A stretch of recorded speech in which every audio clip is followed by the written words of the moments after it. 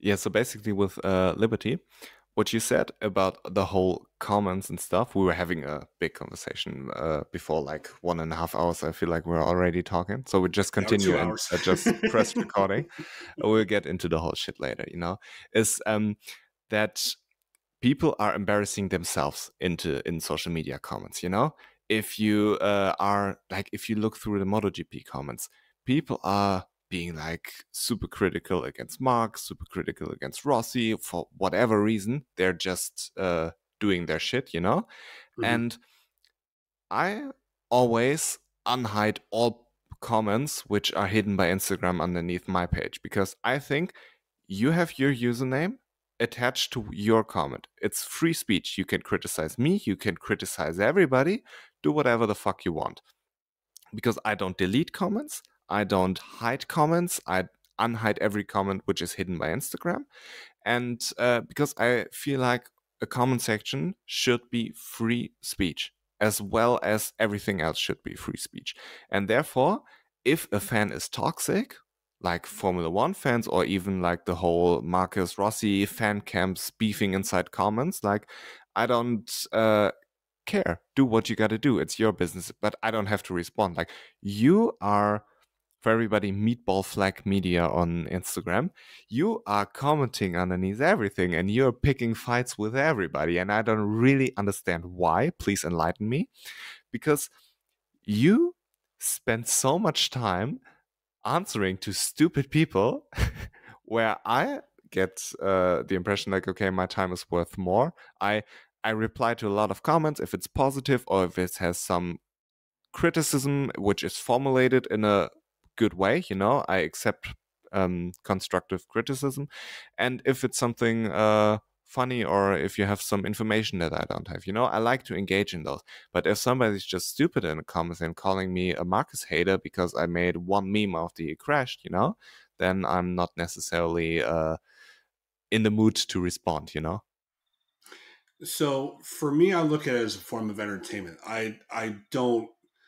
For me, it's not, ooh, I got you, or I'm going to get you. I don't give a shit whether I win or lose an argument. I could care fucking less. To me, especially when the comments are like so stupid that like you said, it almost, you don't know why I respond, but I respond anyway. It's because it's funny, it's entertaining, and I probably could do something better with my time, like work. But sometimes I just need a laugh, and sometimes I like to do stupid shit. I'm not going to lie. Um, and also, when I go on to other pages and they make clickbait or just gas bag takes and I make a comment on it, it's kind of the same thing, but I'm also, what my goal is on that is to create an interaction, not necessarily with that page, but with other people who may be listening on it, and trying to have them see the median, or at least try to have them see um, the other side of the argument. So, everyone is different, and how you interact and how you and I interact with people, it's I don't have a problem with it. And so, could I do a lot better job at like not responding? Yeah, but at least for now, with where my account is and how much interaction I have, it's fine. I know if I got to a point where like you are, or with some of the other pages who have thousands and thousands of followers, I would probably change, because again, the more attention you get, the more criticisms and haters will come after you. So at that point, like for me, there's probably going to be a threshold where I'm going to say, okay, you know what? Fine. I'm just going to let you say what you want to say. I'm just not going to respond. But because I don't get that much interaction, um, I tend to interact with whomever comments, whether that be positive or negative. Um, but also, like I said, I think what I try to do is I don't really necessarily respond to that person. I respond to everyone who may be seeing that reply. Like, you know, I'm not just responding to that person. I'm responding to everyone. I'm giving everyone my opinion. I'm giving everyone a picture of who I am. Whether you like it or not, that's you. If you like it, great. If you don't, no sweat off my back. I'm not going to lose sleep. I'm not going to lose time over why you don't like it. Sometimes I look through Instagram and like when you skip through the stories and then all of a sudden I get to your story and it's just a fuckload of comments and opinions and shit where I think like, how the hell does he have all this time? You know, what are you doing? You know, I mean, I'm studying. I don't have a girlfriend like you. Yeah, that's probably the thing, you know. I'm studying, I'm trying to be a good boyfriend, and I'm trying to do my MotoGP stuff and you know, have like a little bit of a social life. For example, yesterday, Fridays is always my day off. Mm. I'm having the time of my life because my girlfriend was away, she was working, and I was at home. MotoGP was on. First time I've ever seen the rider parade, and now that I watched it once, I like it that you can see all the riders and get interviews and stuff, you know.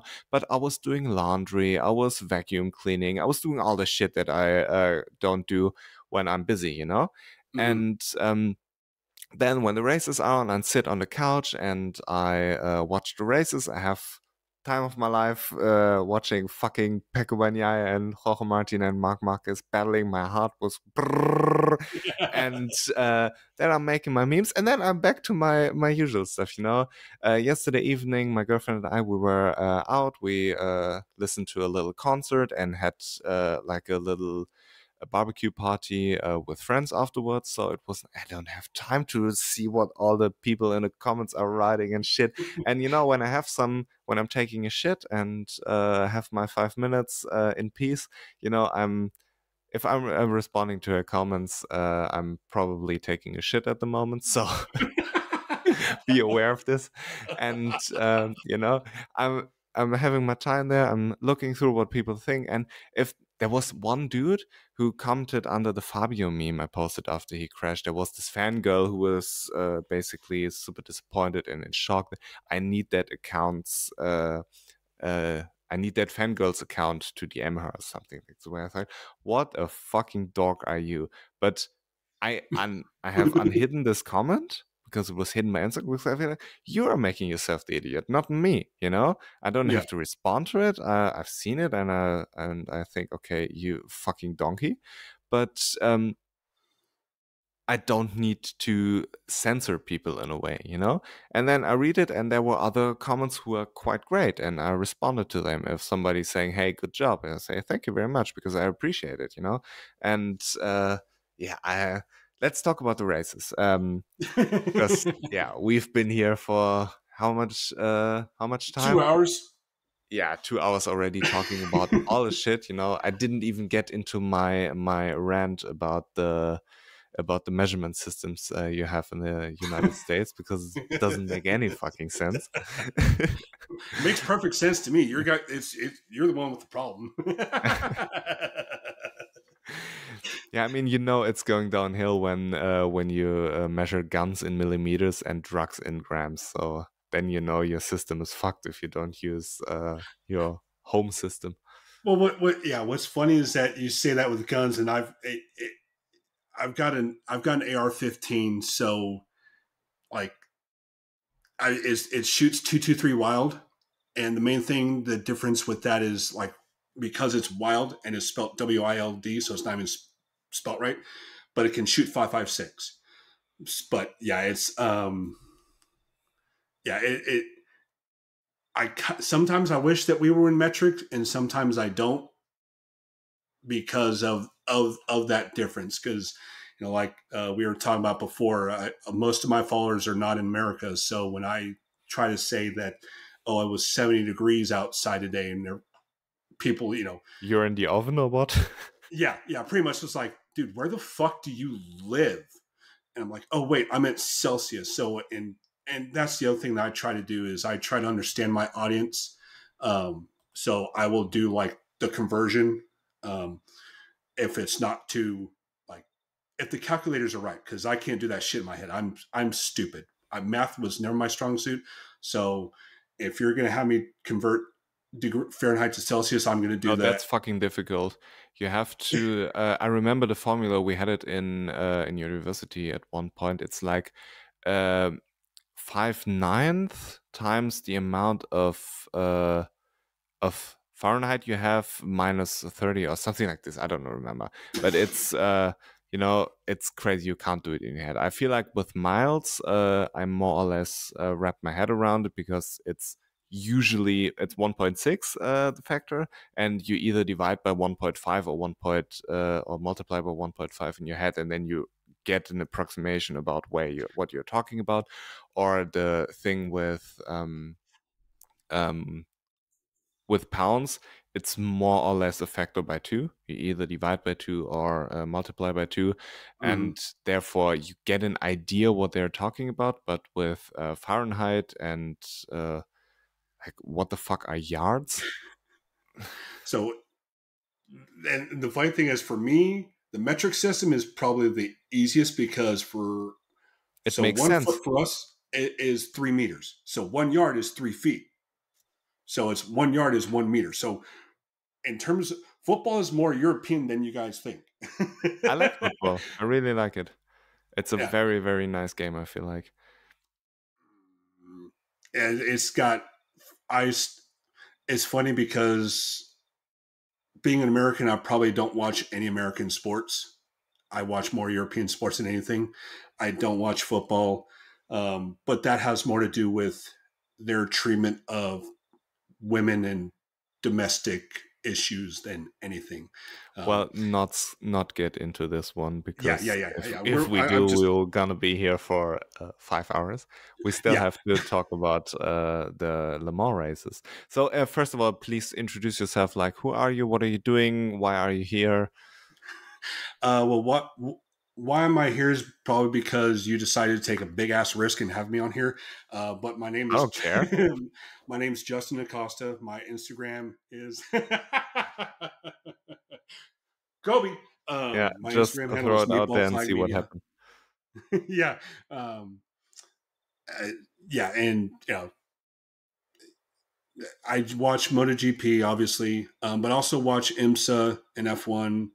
Um, and yeah, it's nice to talk with someone who follows MotoGP and is neutral and has a lot of we have a lot of similar shared ideas, not just in racing, and as what I've found out over this course of the 2+ hours that we've been talking. The thing we don't publish because we don't want to get canceled. Yeah. like, Some people would be like, surprised, others wouldn't. I think most wouldn't, but yeah, we'll keep that stuff between us. yeah. There's a room for private conversation. You know those memes like me and the boys when we record the first episode of a podcast, and then it's somebody getting transferred into jail. Exactly. Yes. Yeah. So how did you get into the whole MotoGP social media game? Um, so how I got into the social media was credit to Bilal and First on the Brakes, formerly Brodo GP. That's how long I've been in that game. And Kevin, I think Kevin Soriano. I know his first name's Kevin Soriano. I think is his last name, but they deserve all the credit for creating the monster that I've become on social media. You can figure out if that's a negative monster or a positive monster. But yeah, I seeing all these memes, seeing your memes as well, as long as everyone else. I started to dabble in it and taking ideas and inspirations and just I'm not looking. Oh, I shouldn't say I'm not looking for, but when I first started doing this, it was just a hobby. It was just for shits and giggles. And now that I'm doing it, now that I'm in it, I've got long-term futures and goals with this account.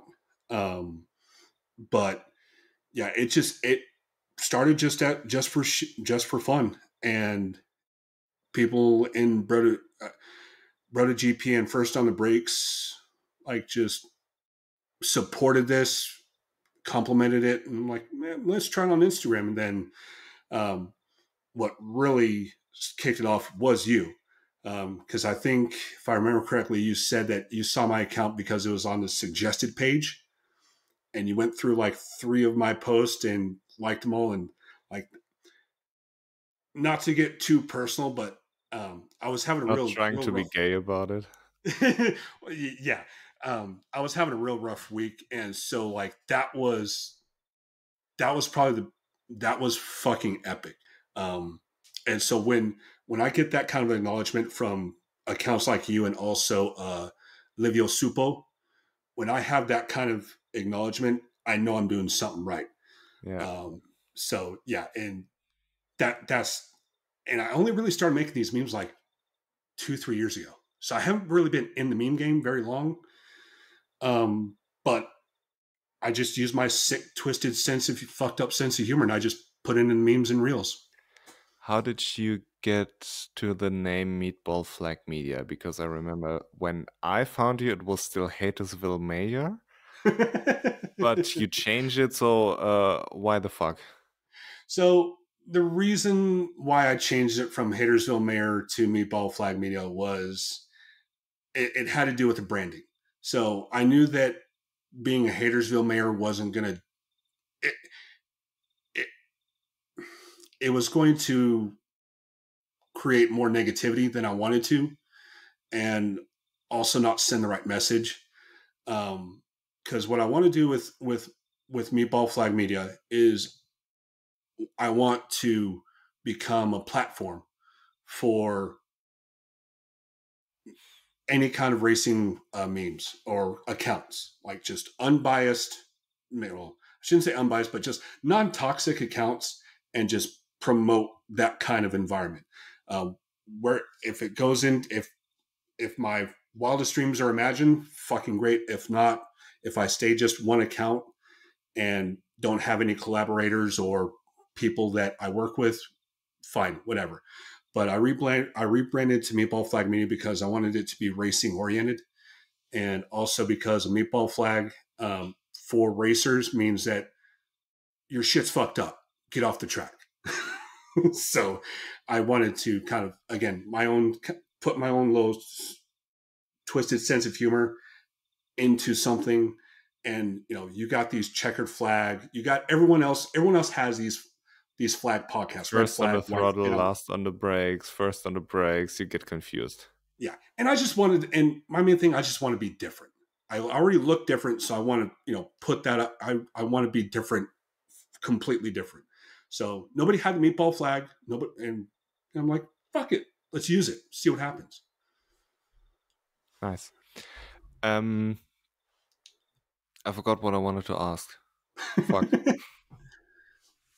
No, but regarding Le Mans, do you watch all 3 classes? Because being in America, Moto 3 and Moto 2 is always early in the morning. Do you get up early and watch it? No, I'm not a sicko like that. I watch my stuff on replay. I mainly watch MotoGP, but all this talk between you and everyone else that I follow is I'm starting to watch Moto 3 and Moto 2.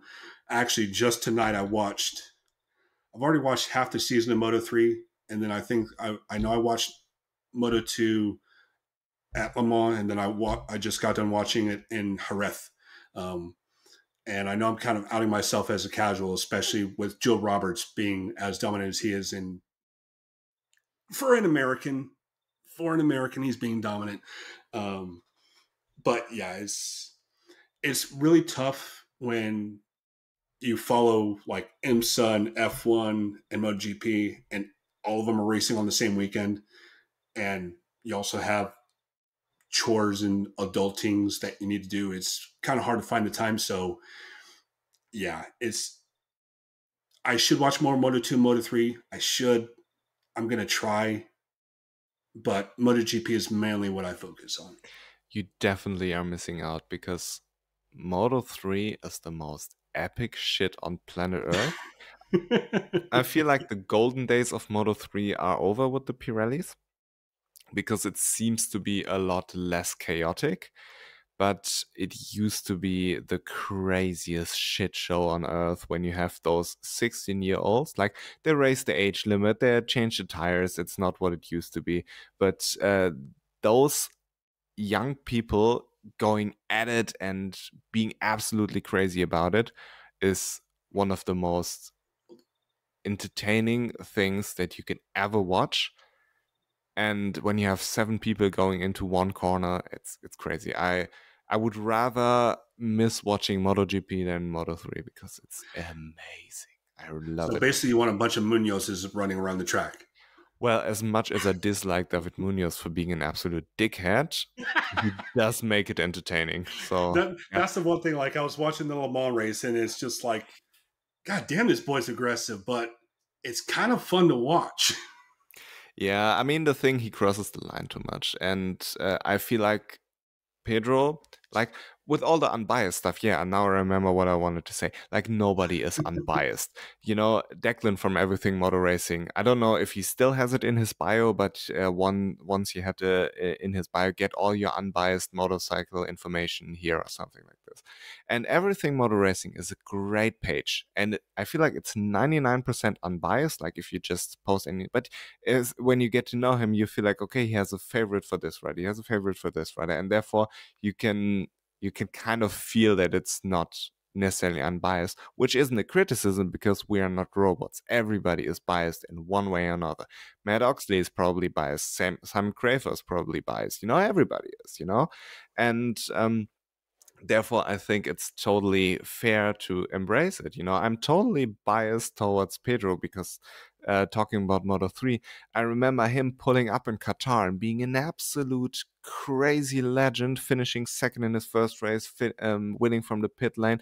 And he did it in the most aggressive way acceptable, but he rarely crosses this line, you know? And if he does, like he did in Le Mans, he crashed, he didn't take anybody out. I mean, yes, it Somehow was he didn't. somehow he didn't, and I don't necessarily say it's Pedro's achievement, more like it was Digier's luck. achievement that he didn't get taken out, but still, Yeah.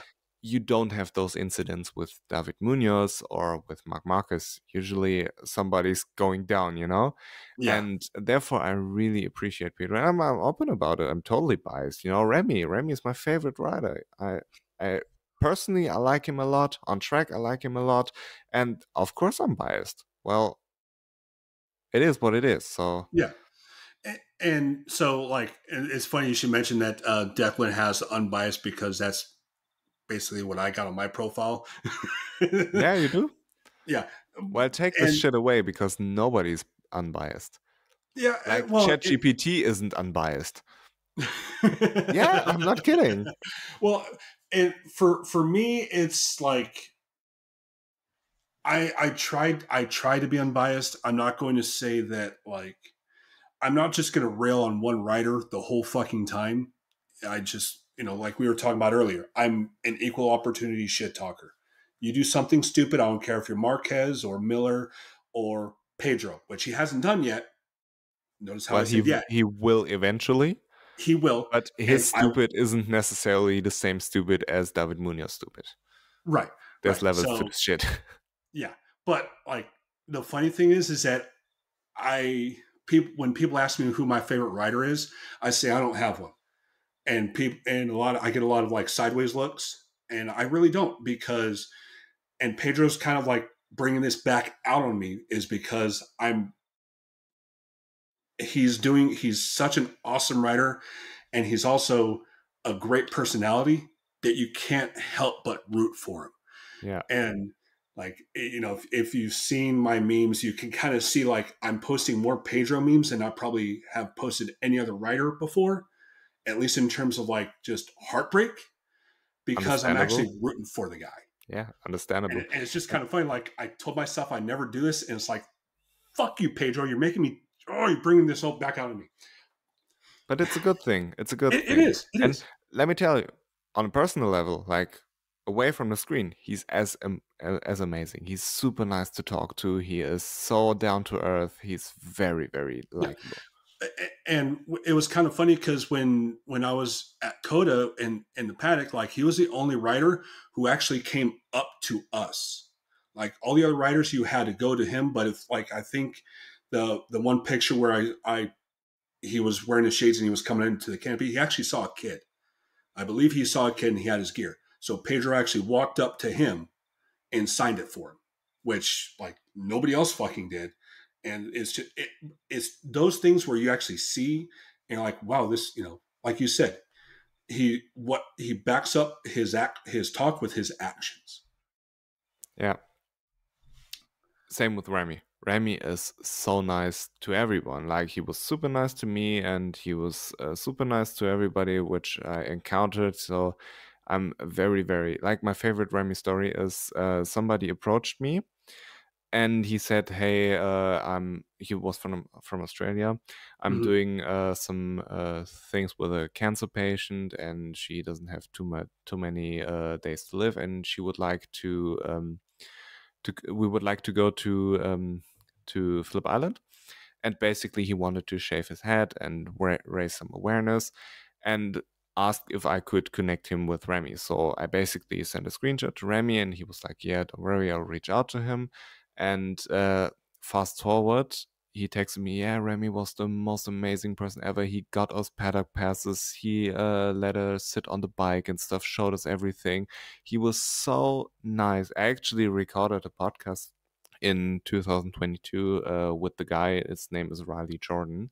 It's like the third podcast episode because like I differentiate between the race reviews. These are called BadMotoGP-Show and the other one is the podcast. So Mm-hmm. basically you can listen to the whole story there, and he was just amazing. And that's what makes riders special. I feel like, you see those videos where somebody is throwing a visor at Marcus, he's signing it and throwing it back upwards to the fan. You just like to see it, and it's very, very nice if riders aren't robots, like for example Jorge Martin or Aleix Spargaro.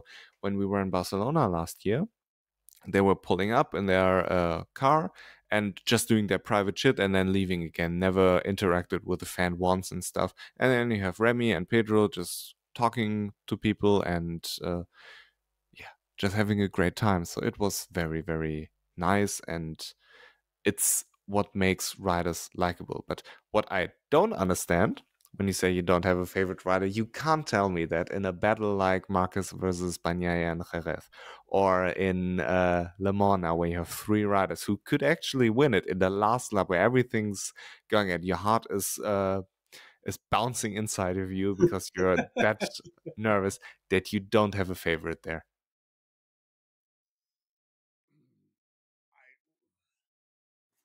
I know this is going to piss a lot of people off, and probably you, but I really didn't have a favorite rider. I just, Ah, I kind of I just kind of didn't want Marc to win.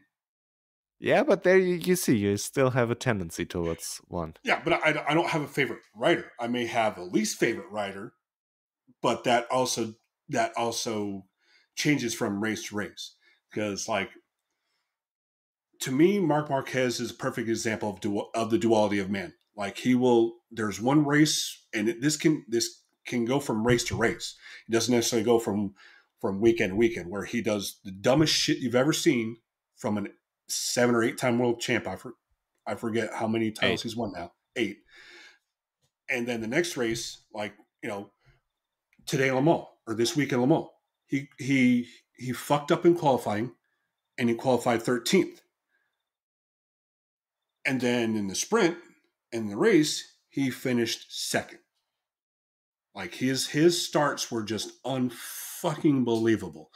And the funny part is that you saw Pecco struggle in the sprint, and then Bezecchi struggle in the race with their starts, and there goes fucking Marc from 13th. I think by turn one he was what, eighth or fifth by turn one.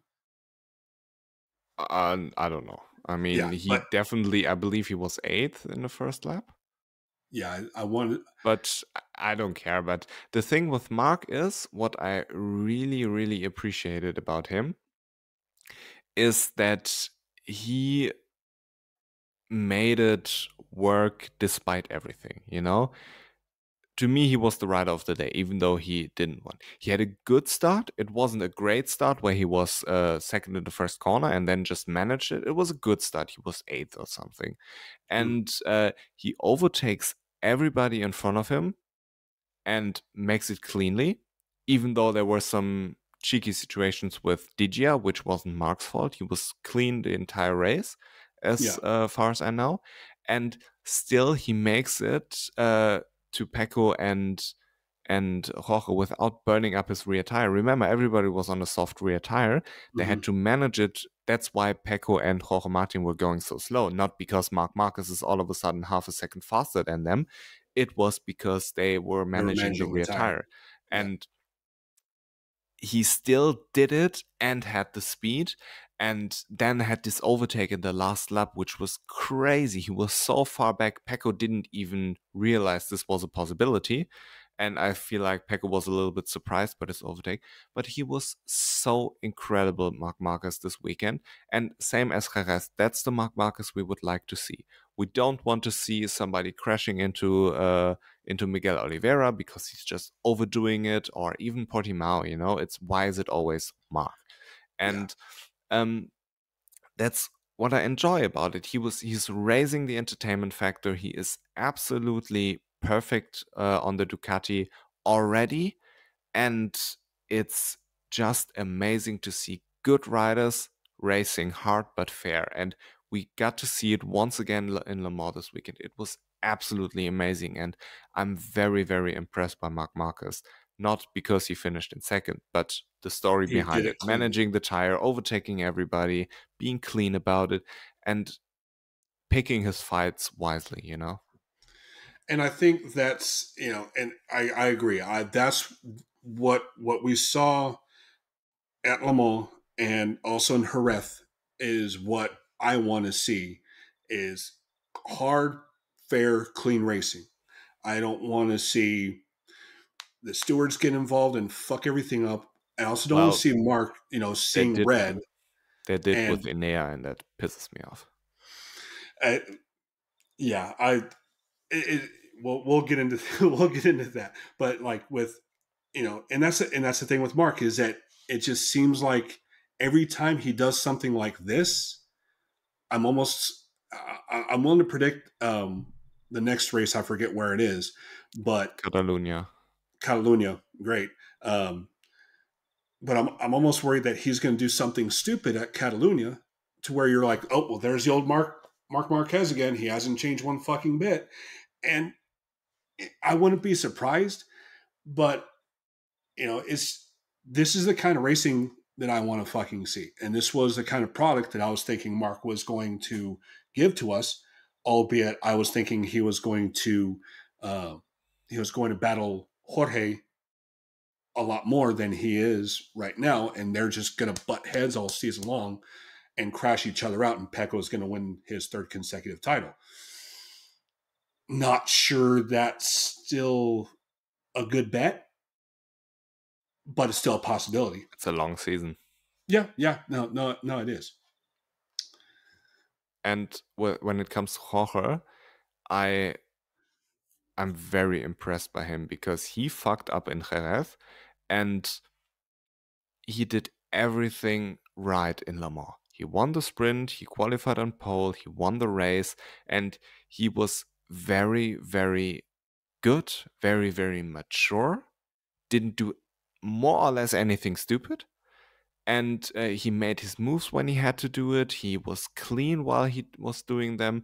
And I'm generally, when we're talking about favorites, like for me, this race, I had the gut feeling that I was rooting for, or that Jorge is the man who should win this race. You know, it changes sometimes. Sometimes I'm in Pecco's favor. Sometimes I'm in Vinales' favor. Whatever, I don't care. Yeah, Usually I'm in Pedro's favor. And with Jorge, I'm very, very happy for him that he won because A, he deserves it. It was a great race. But going back a couple of years, he was brought into Pramac to be the next superstar from Ducati. Then he had this horrible crash. We are talking 2021 now. In Portimao, was injured for more or less half the season.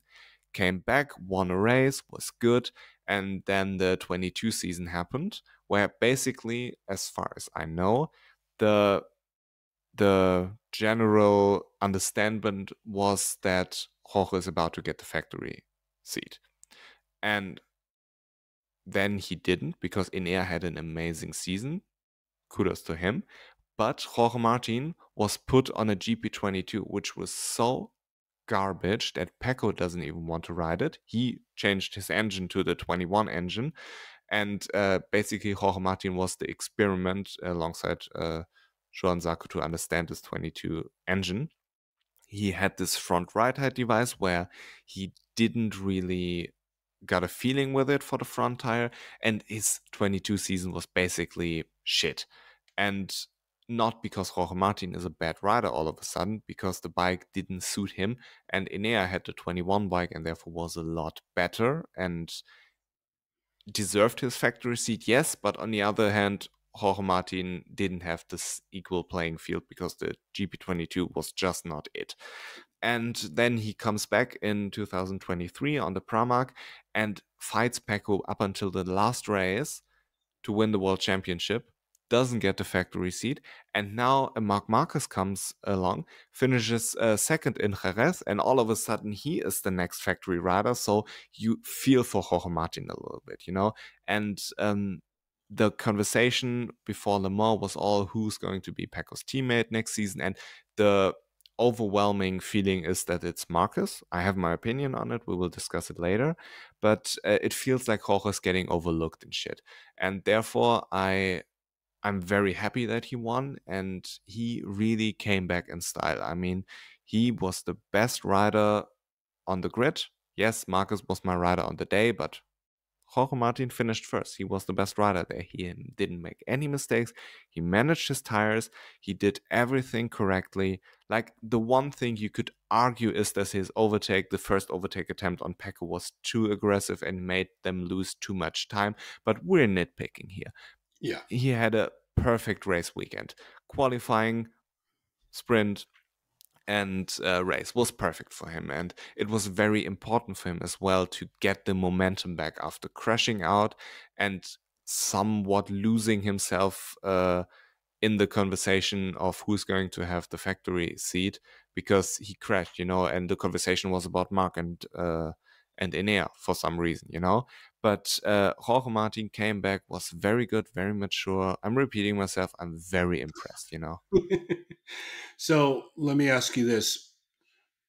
What do you think is holding Enea back at Ducati? Because I I don't see how, if he keeps his current form, I don't see how he keeps this seat. I really don't. And I was expecting him to battle Pecco for winning the championship. I know he was hurt last season, then he had to adjust to that thumb break and everything. But it seems to me this season is show us what you got. Yeah. And he's not really showing us. So I'm curious to know what you think may be causing his lack of performance. Well, I would disagree with that he's not showing us what he got, because I think Enea is having a very good season. He is not as fast as Jorge Martin. Yes, surprise. But he is collecting his points whenever he gets them. He is playing his cards quite well. He doesn't crash. He doesn't do stupid shit in the races. You know, he is collecting his points and therefore is good in the World Championship. Regarding Le Mans, I think it was a very, very unlucky weekend for Enea, because he was in qualifying 1, qualified good enough to get into qualifying 2. And he got fucked over. Then he got fucked over by the yellow flag. Yep. But that's the game. I mean, Marcus got fucked over by the yellow flag in Q1 as well. So it is what it is. You know, he starts from P9, unfortunate, but well, if you only have one good lap, then you might as well get a second one, you know? And that's the same for everybody. But what pisses me off is this stupid rule that if you leave the track and cut the chicane, that you have to lose 1 second to your average sector time, or you get a long lap penalty. So if you look at the race results, he was fourth and he was let me look, he was 2.2 seconds behind Jorge Martin. You know, a long lap approximately costs you 3 seconds. He should have been up there fighting with those guys for the victory without this Right. stupid long lap. Yep. And don't get me wrong, I totally agree that you have to lose somewhat of a amount of time if you cut the chicane, because if not, if you could overtake and can't even stay on track, first of all, to me that's not an overtake, and second of all, you should lose time because you took a shortcut. You shouldn't Yeah. gain an advantage from this. You cheated. Yes, in a way you cheated. Yeah. But how the fuck are you supposed to know what your average sector time is, what your current time is, and then exactly lose 1 second? Theoretically, you could lose 0.9999999 to infinity seconds, and you would still get a long lap. Like, this 1,000th of a second doesn't make a difference. And to me, it should be, you should lose time to the riders you are competing with. If I believe it was the overtake to Aleix Bagro, and Aleix was sent wide, so you Yep. can't slot in behind him because that would be like right through penalty almost. Yeah. But if you overtake him, leave the track, and then you should lose an amount of time that you didn't gain an advantage. You can see this on the timing sheets. You can absolutely have an idea as a rider on how to lose a little bit of time because you are the actual, but it doesn't care. I don't care if it's 5/10, 7/10, 9/10, or even 1.2 seconds. I don't care, you know? Lose some time, slot ideally in behind the rider you failed to overtake, but this stupid long lap penalty is in my opinion very, very bad, because we are pretending, the explanation behind it, I had a quite big argument with Simon Crafer about it last year. And the argument behind it is, you cut the track where gravel used to be. Therefore, if you would have ridden into the gravel, you would lose a lot more time like you did in the long lap. So Yep. I understand the school of thought. In my opinion, it's still bullshit. Because on the other hand, if you exceed track limits on corner exit and you are on the green, you get 5 tries before you get a long lap. But we don't pretend that there's gravel there, because if there was gravel, you would lose 3 seconds or more at the first track limits violation. So Right. either way, it's stupid, because if we're going to violate every track limit like it was with gravel, it doesn't matter if it's corner entry, corner exit, whatsoever, then we are just having long laps every lap. That's stupid. We don't want this. And the other thing is to pretend that there's gravel when there's not on one place, but don't apply the same principle to the other place. In my opinion, is just fucking stupid. And the third thing, how are you supposed to know what your average sector time is? Lose some time.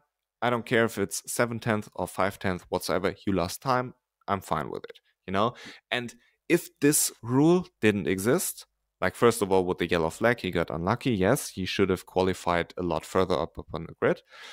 But if this rule doesn't exist, I see Enea fighting for the podium, possibly for the win, and he got fucked over. So in general, I think Enea is doing fine this season. He is not crashing. He's not being stupid like Marc is, like Jorge is, like Pecco is.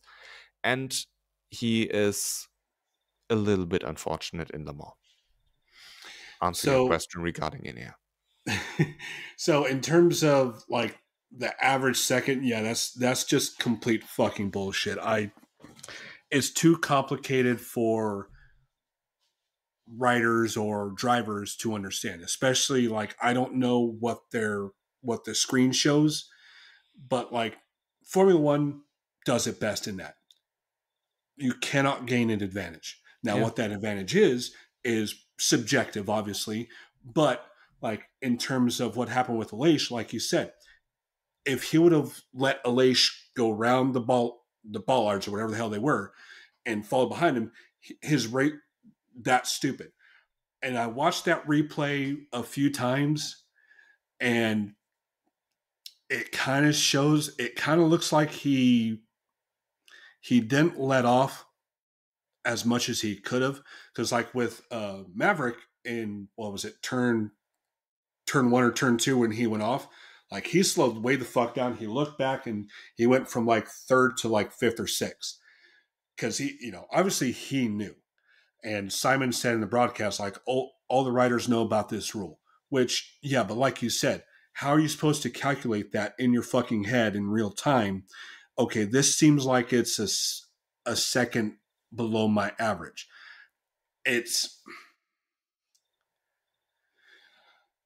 They need to simplify these rules and also get stewards in there who have common sense. Oh yeah. Because like Aleix was going back, he wasn't going forward. So, and the funny thing is, like, I had, as soon as he threw up, as soon as Aleix like started gesticulating, and in my mind I'm going, oh, Freddie's going to penalize him. Well, That's a signal. the thing is, Ineos didn't get the penalty for overtaking Aleix. He got the penalty for the shortcut. So Right. Freddie, he doesn't have anything to say in this because it's more or less a rule, yes or no. Average sector time, are you above, are you below, you get a penalty or not. So Freddie didn't have anything to do with it, but the rule in itself is stupid. Yeah. It's just, I think that the stewards' inconsistencies and desire to enforce rules when they want and not when they should is leading me to believe that they penalized Enea for the shortcut in response to Aleix being unhappy. Because like with what Zarco said last week, yeah, in that interview, Freddie's looking for them to snitch on each other, basically. So that's how I interpret that. Was like Aleix blamed, he didn't like Enea running him off, even though Aleix was going backwards and he was just holding Enea up. But I think that I'm just, in the back of my mind, I'm kind of wondering if Aleix hadn't have been so overt with his displeasure, if anything would have happened. I disagree because the average sector time doesn't care if Aleix is complaining or not. Yeah. So therefore it's a black and white thing. Either you are slower or you are not. Anything else, maybe, but the decision wasn't regarding the overtake. But I feel like apart from this rule where the stewards can't change it now overnight, they have been quite good this weekend. And for example, Marc versus DGR. I mean, this was very, very hard racing, very hard overtaking, or like an attempt of overtaking. And if you see it like frame by frame, there was never a gap where DGR could have overtaken Marc. I mean, Marc was passed and DGR rammed himself into the position again, and made both of them lose a lot of time. But I was wondering, seeing that, like, has Marc set a standard on how to battle him after he backed out of Pecco's overtake in Jerez? Because it was similar in a way where Marc should have had the corner, but Pecco in Jerez made himself a gap where there was no gap, and the same did DGR. So we always talked about, like, Marc leaves you two options. Either you end up out of place, possibly in the gravel, or you let him pass. So maybe there's a sentiment now, okay, if Marc overtakes you, you have to overtake him back real hard. Other way, he's going to basically play with you and bully you. And if Marc himself allowed this behavior from DGR in a way by backing out in Jerez, just theoretically thinking, what do you think about this? I think that, the other riders are smelling blood in the water in that aspect. Because, for the longest time, you didn't fuck with Marc. You just didn't. And now that Pecco has shown you can fuck with him and you can actually come out the better of it, especially riders like DG, who are effectively riding for for a seat next year, you know, yeah, they're gonna follow suit. You know, racing is monkey see, monkey do. So the riders see how Pecco handled Marc and Jerez, and they're going to do the same thing if given the chance. Now, how Marc responds to that, that's going to be the interesting thing. Is if he's going to, because I think at some point he's just going to say enough is enough, and he's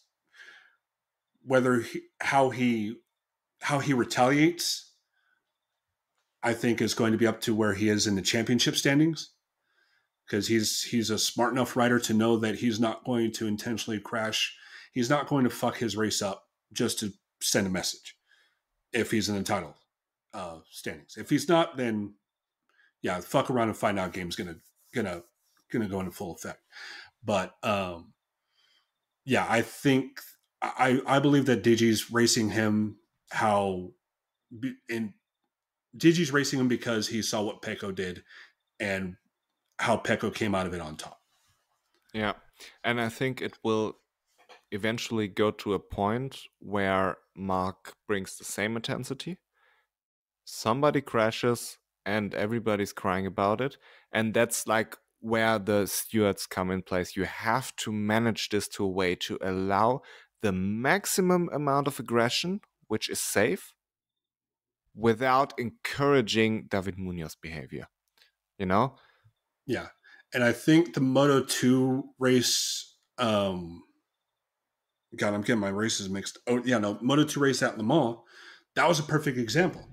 Like, I hated seeing Joe Roberts get bumped out, I think, turn 12, turn 13, like 2 or 3 times. But at the same time, like, it's hard racing. He just lost a position, no harm, no foul, and the stewards didn't do anything. Yeah. I was kind of I was curious to see how they would handle that. And I think that other than the NEA penalty, I think they did a really good job this weekend. So hopefully they're back on that track, because they were doing great up until Jerez. Yeah. But I mean, yeah, we will talk about Moto2 later, but since you brought it up, I think Alonso Lopez with his overtakes was at the far end of the spectrum of what's okay. it was at the limit. At the limit, because in my opinion, if you make an overtake, you have two responsibilities. First of all, you have the responsibility that the other rider doesn't crash. Don't bump into him and make him crash like David Munoz did. Mm-hmm. Second of all, you have the responsibility that you stay on track, because you cannot justify an overtake like Max Verstappen where you can't even make the corner yourself. Like, the thing I remember always is Brazil in 2021 Formula 1, where he was 10-15 meters off track to overtake Lewis Hamilton. So to me, this is not acceptable. But Alonso Lopez stayed on track. The other rider didn't crash. Therefore, but he sent him wide, so you can make an argument for being too aggressive, but I think it still is on the line where you say, okay, if there was gravel, it would have been a different conversation. Yeah. Well, and I think also the fact that Joe, he only lost that position. Yeah. It wasn't like he got punted out and he, fell down the grid. I think, like you said, it was on the limit. And I think that Alonso got extremely lucky in that Joe Roberts didn't crash out and didn't make the situation worse. Yeah. I think had Joe crashed out or lost 4 or 5 places, then we would at the very least be viewing his moves a lot differently, and maybe even be calling for a long lap penalty. But yeah, being an American, we're used to that kind of racing. We want to see that kind of racing, and maybe maybe you guys do too. I don't know. Yes, we want to see clean, hard, and fair racing, but we don't want Brad Binder bumping everybody aside. Yeah, and I think that's that's the part that the stewards need to learn is, and I think I know Ben Spies talked about this. I think it was last year, and I just saw his tweet or his post or whatever recently, where it's just like it's feast or famine. Either you let them race hard, or you don't let them race at all. Like there can't be this flip flopping every fucking week. Yeah. But yeah, it was kind of interesting seeing the Moto 2, Moto 3 race and just looking at that and going, oh, that this is racing now. Oh, okay, cool. Yeah. I feel like the stewards are doing a far better job this season than last season.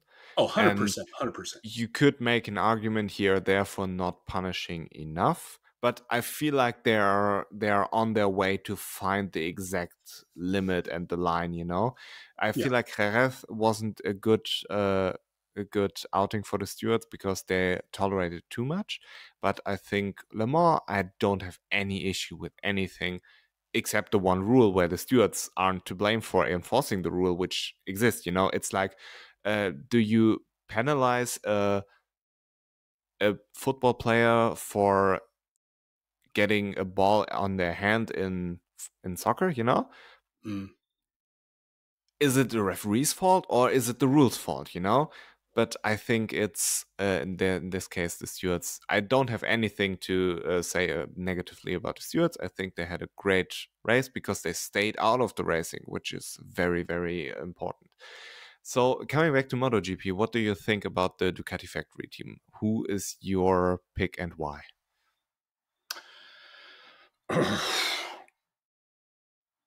My heart says Pecco and Jorge, but my mind is telling me Pecco and Marc.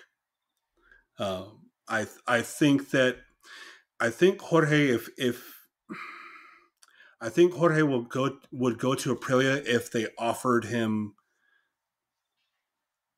enough incentives, not necessarily money, just out of spite. Because that's kind of like the feel I get with Jorge is that he's a very spiteful rider, which can be a good thing and a bad thing. Um, but I think that Ducati, from like a marketing standpoint, Pecco and Marc make the most sense. Yes and no. Because there's one thing which could prevent the whole thing, and I have my theory about it. Marc Marquez is a Red Bull athlete basically his entire life. His manager is from Red Bull as well. Like he departed with Emilio Alzamora a couple of years ago. I don't Yeah, remember if it was 23, 22, or 21 whatsoever. But uh, now he has a Red Bull manager, and he is not going to depart Red Bull. I'm pretty sure about this. And also, I don't know what the contracts say. Are the contracts due at the end of this year, maybe? Or are they for the next 10 years or even lifetime? I don't know. for Red So, Bull or for Red Bull. yeah, for Mark and Red Bull. Hmm. So, I don't know. It would be nice to know, but I don't think he's departing Red Bull. So, that leaves the question with the factory team because they are heavily Monster associated now. Are Monster going to depart with Ducati, or vice versa? Is Ducati going to depart with Monster? But that leaves the question with Pecco and Valentino Rossi because they are pretty affiliated with Monster. So I don't necessarily think that they will change anything regarding their sponsors, like both of them. I think Ducati stays with Monster and I think Marc stays with Red Bull, which leaves, in my opinion, two options for Marc Marquez, which is staying at Gresini with a GP25 and full factory support, which is possible because all the contracts with Ducati satellite teams are running up at the end of this season with GP24s, like Pramac could leave to Yamaha, as we all know. Or Marc is going to KTM because Red Bull has a big interest of Marc putting them onto KTM. There was a lot of speculation about a satellite team there with Husqvarna and Marc and shit at the end of last season. So with this whole management thing behind it, yes. So I agree with you and what you said about Jorge, that he's spiteful, that he has the feeling that he's not treated well by Ducati. So I think it's firstly Ducati factory seat if he gets offered one, but I think Aprilia is a very good possibility for him as well. And I think Enea could stay at Ducati because he's doing good. He's Italian, and I think that it's not a sporting decision. It's about sponsorships and shit. So I don't see Marc going into the factory team unless something happens with this monster sponsorship.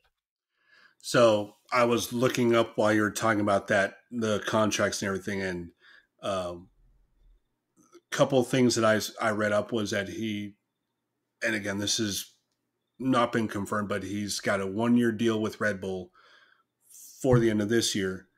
And there's also, I wasn't able to find the quote, but they were saying that he has publicly said that he would be willing to leave Red Bull if it meant going to Lenovo Ducati.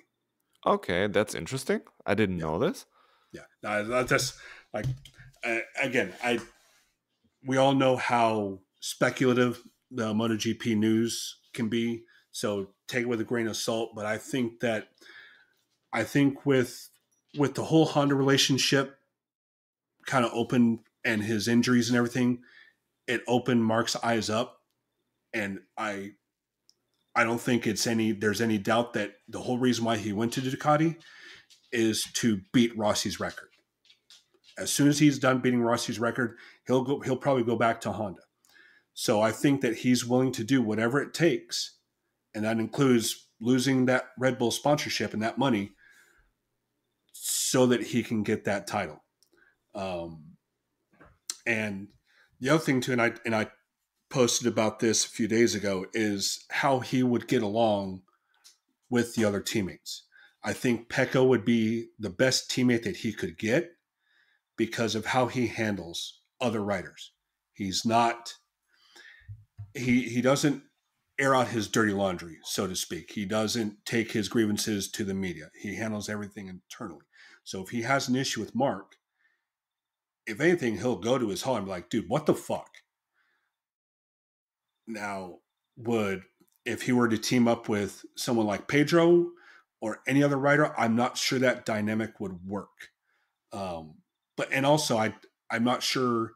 I'm not sure if KTM and Aprilia are as good of a bike if they have a competitive bike, because Pedro's making everyone look like a fool over at KTM on the year-old KTM. No. Pedro's getting this year's bike. Oh, he's on a 24 spec.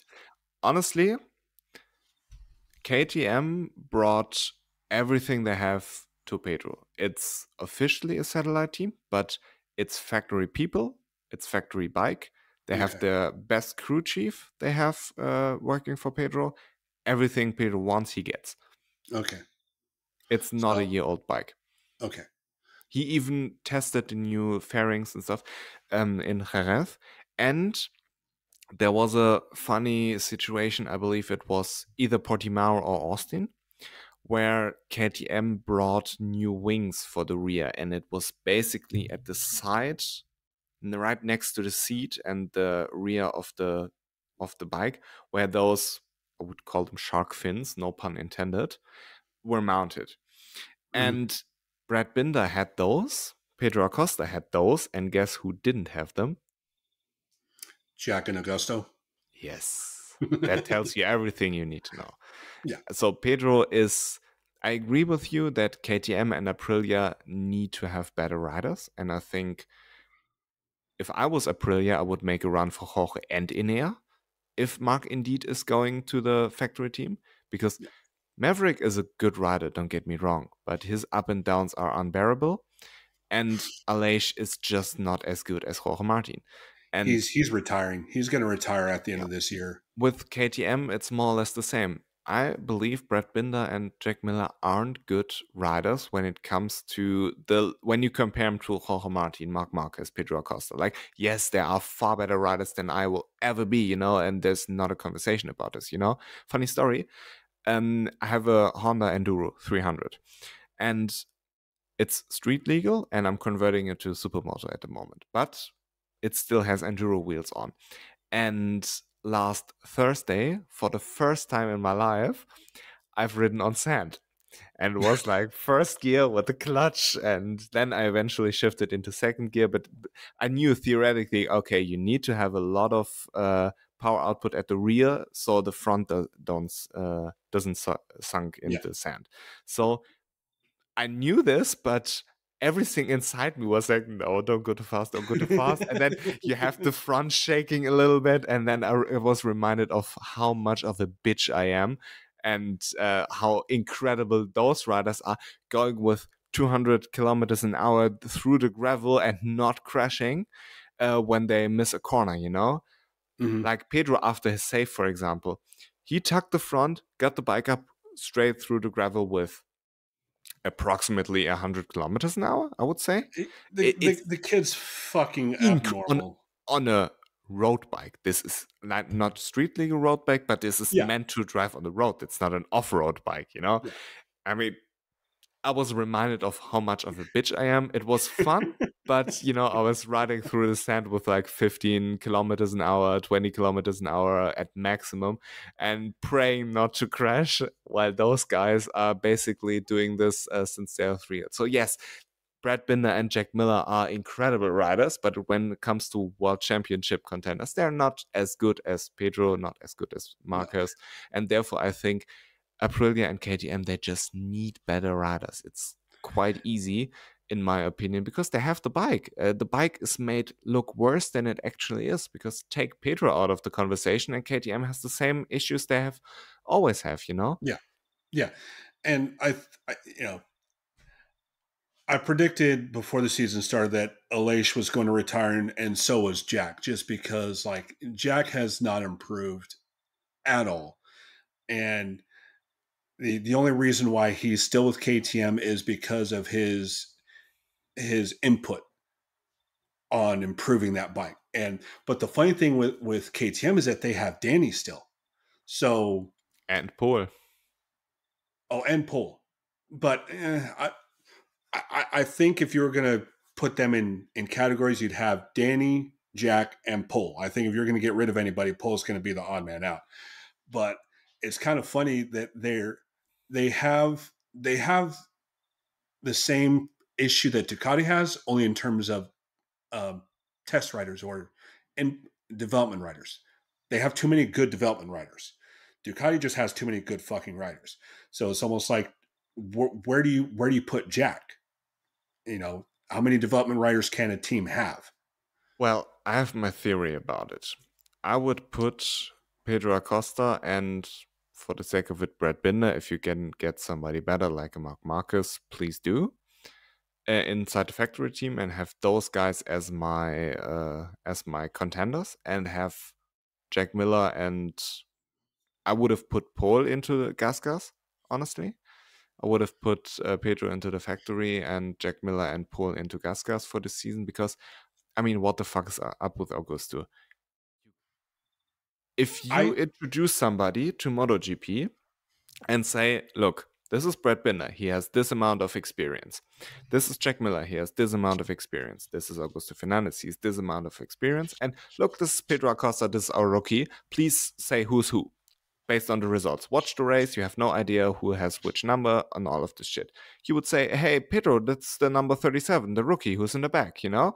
But no, it's Augusto. What the fuck? I mean, he was fourth last year in Le Mans. It was a very good track for him, and he showed a lot of promise. But now he is just he's getting riding with the Hondas. embarrassed. Yeah, he's participating in the Nippon Cup. What the fuck? I mean, Yeah, I didn't understand why they kept Augusto in the off he season to begin with. had a good rookie season. You can't take this away from him. And when Yeah, you compare him to everybody else on the KTM, he had a good rookie season. But now throw Pedro into it, and now all of a sudden gets everything gets put into perspective. and I think as I didn't agree with Augusto or Raul staying in MotoGP to from the get go, and it's just like I kind of half expected KTM to do to Augusto what they did to Remy. So that's why I kind of figured that he wasn't going to be there. But obviously, there are some things that we don't know about that went on in that garage that created that situation. Um, but yeah, I think with KTM, you kind of almost have to blow the whole damn thing up. You know, Well, you have Pedro, and yeah, I you think do. You keep Pedro. Everyone else is fucking well, I expendable. I think mean, Jack Miller has his place here as a development rider. I think he's doing great. He has a great feel for the motorcycle. right. And again, I would put two riders who can compete for race wins and compete for championships in a factory team, and have two riders as development riders in Gasgas. That's what I would do. But my question is there a cap on how many development riders you can have? I mean, KTM has the money and has the resources. Why not? Yeah. If there's no cap, but just like that'd be something that So you mean from the rules? yeah. No, I don't think there's one. Okay. Then yeah, if there's no rules, then yeah, fuck it. I Pay mean, it's Jack to already limited by test tires. You know, you can put 10 people on the bike, but you only have X amount of tires, and yeah, therefore it doesn't make sense. But right. theoretically, you can have as many as you want, as far as I'm concerned. Yeah. Or here's an idea. Try to get Jack to go to World Superbike on their brand new bike. I don't think it qualifies for the World Superbike regulations. What or is it World Super Sport? I think it's Super Sport Okay. because I don't think it qualifies for. But I'm not sure. I could be talking shit here. I'm actually not sure. Yeah. But But yeah, I mean, what's the point there? is it I mean, it depends on what Jack wants. He's married, he's got a kid now. That changes your outlook. I mean, you've seen how Rins has kind of changed his writing style since his personal life has changed. And, Maverick, obviously, he's got other issues, but talking with other people is just like, yeah, having a kid changes how you look at things. It puts a lot of things in perspective. You don't take as many risks as you normally did. And so, maybe Jack, he sees that and he's just like, I want to be here for my kid. I don't want to be like John Hopkins or Travis Pastrana motocross where I got to take 20 freaking painkillers and walk like a fucking, like Frankenstein with my kid. He still wants to be physically able to enjoy things with his kid. So maybe that's, I would bet that would be a factor into what he wants to do. Could be. I don't know. Regarding Pedro, I feel sorry for everybody who doesn't watch Moto 3 and Moto 2 in the first place. But if you have watched Moto 2 and Moto 3 for the past couple of years, you know that the annual crash in Le Mans is a necessary sacrifice for Pedro to be a legend everywhere else. I mean, he crashed in Moto 3, he crashed in Moto 2, he crashed in Moto 2, he crashed in MotoGP. It's 4 crashes in a row in Le Mans. And I looked at the TV and I knew, okay, it's going to happen. I looked at it and I said, okay, Pedro is going to crash today. I accept it. He will win in Mugello. Everything's fine. But What are his odds for winning at Catalonia? Someone put a bet on that. Put a bet on it. I don't know about Catalonia, but I would put my money on him in Mugello. But well, yeah, I mean, I think he's Pedro, going to win. He's going to win. It's not a matter of if, it's when this season. I mean, Pedro said he's sorry for the team. They had the pace to win. he Yeah, said in his I Instagram post. saw that post, and it was I mean, like, it's easy to say, okay, we had the pace to win if you crash. We will never know. But what we know, he was making a fool out of everybody at KTM again. And he had a very, very good race up until his crash. I think he got a little bit overexcited because Aleix and Digia were fighting in the previous corners a little bit, and I think he speculated, okay, Digia isn't going to get a good exit, and then all of a sudden he was in a situation where he wanted to make an overtake but shouldn't, and then he went for it and crashed. I mean, we can't forget that he's a rookie. It's his 5th race, and he will make mistakes, of course. and But that was his first like rookie mistake. That's the yeah, other thing is like we're 5 rounds in, and this was his. I mean, you could kind of argue that this was his second rookie mistake because in Qatar he just absolutely fucking roasted his rear tire. But that was honestly, I also think this was not a rookie mistake. I think this was by choice.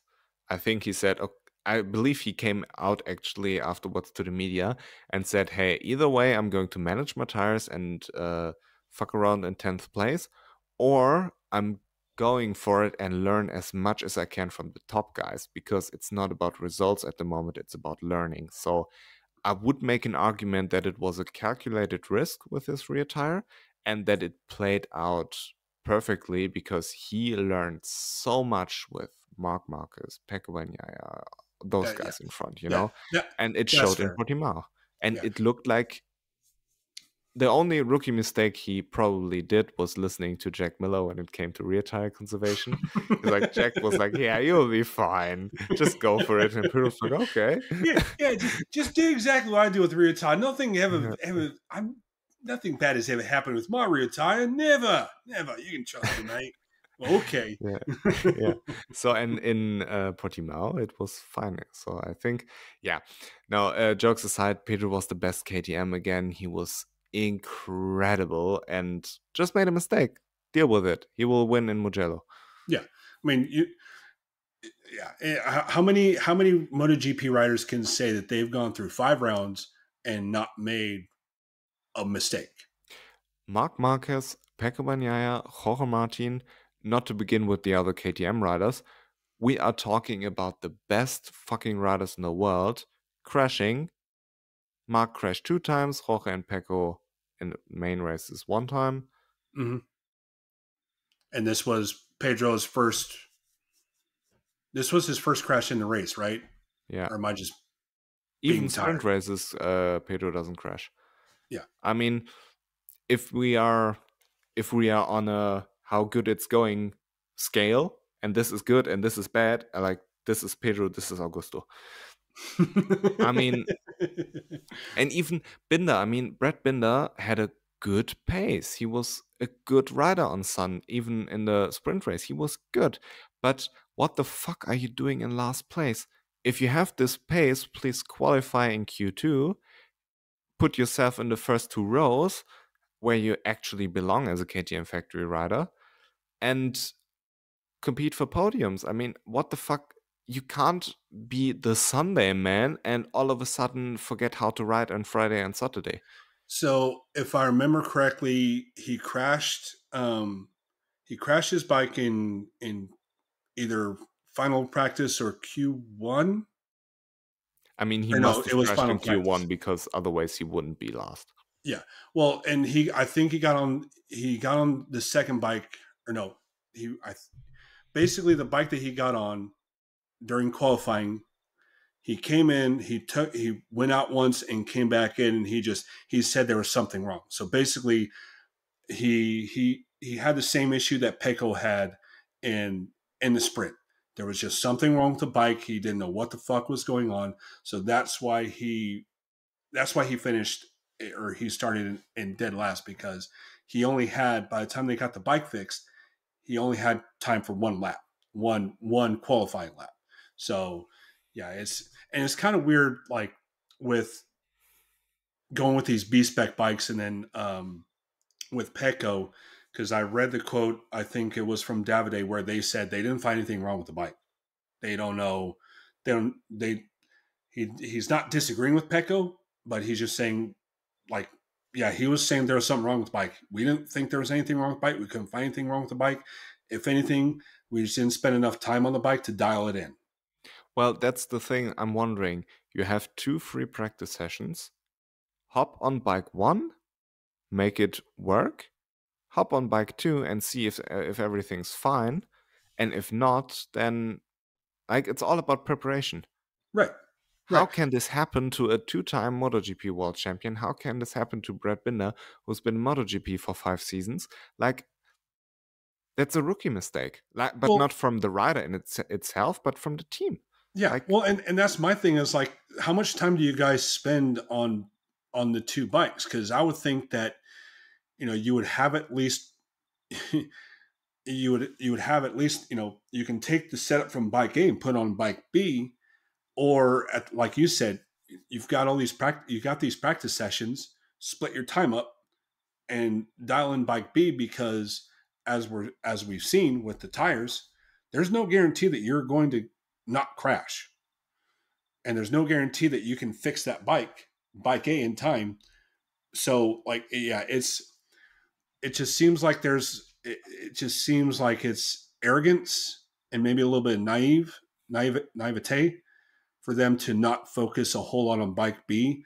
But I don't know how much time they spend on perfecting the setups, and that's the other well, thing that I think we're seeing as a side effect with these sprint races is that you don't have as much practice time. So maybe that extra practice session or the extra time that they spent without the sprint, they dialed bike B in. I don't know. well, the thing is, first of all, it shouldn't take too much time to figure out that there's something wrong with the B bike. You should be able to identify this in the first 5 laps of a free practice session. And if everything's fine, you put the bike in the garage and take bike 1 again. Yep. Or simply you don't crash. It's quite easy. Rule 1 in racing: don't Yeah. crash. Underline. I mean, Jack Miller doesn't apply by this rule. If he doesn't crash, then something's wrong. Yeah. No, but in general, I mean, it can't happen to be outperformed by a rookie even on a day where he crashes like this. I mean, Brad Binder, where did he finish in 8th?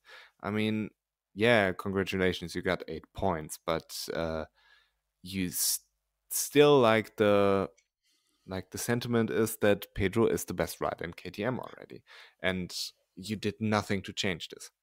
Well, and I think looking at the glass half full and half empty kind of thing, you look at Brad Binder and how many places he made up. Where would he have finished had he actually qualified where he should have? That's what I'm saying. Like, And don't same be with a Marc. Sunday man. Yeah, Don't be a Sunday man. Be a weekend man. And yeah, you can't justify all of these stupid mistakes anymore. Especially, it was easy to justify when Pedro was in Moto 2 because you could still say, hey, the bike is shit. This was the problem, that was the problem. But now you have a guy who's in his 5th race riding circles around you and still going faster. yeah, I mean, yeah. the same with Aprilia. Aprilia, they seem to find a way to fuck it up weekend after weekend, except for, let's say, 5 weekends in a season, where like Maverick was super good in Portimao, he was super good in Austin, and I think like LA should be good in Catalonia, and there should be another race where one of those two is good, and maybe another race. But you can't be this inconsistent, and that's what I'm saying. Like, if I was Aprilia, I would go for 2 world championship caliber riders on this bike because the bike has it, and Pedro showed on KTM how much improvement a rider can make. Like, the bike has still the same issues for Brad Binder, but now you have somebody on it who can actually ride it. And with Aprilia, the same. I believe if you put Jorge Martin on the thing, Aprilia would be so much more competitive. Yeah, and I think just like you said, it's the caliber of riders that you got. You can't. It's hard. It's very easy to find someone. It's very easy to find an improvement on Brad. It's impossible to find an improvement on someone like Jorge or Pedro or Marc. And I think with Aprilia, I think they went little bit too crazy with their aero development because they had that bat wing on the tail, and then they got rid of it because the riders just fucking hated it. And then they brought it out. I think they brought out in the Jerez test. Yeah, basically the story behind it is they had a diffuser at the back Mm-hmm. and the wings at the back, and it generated too much downforce that the riders didn't like the balance of the bike.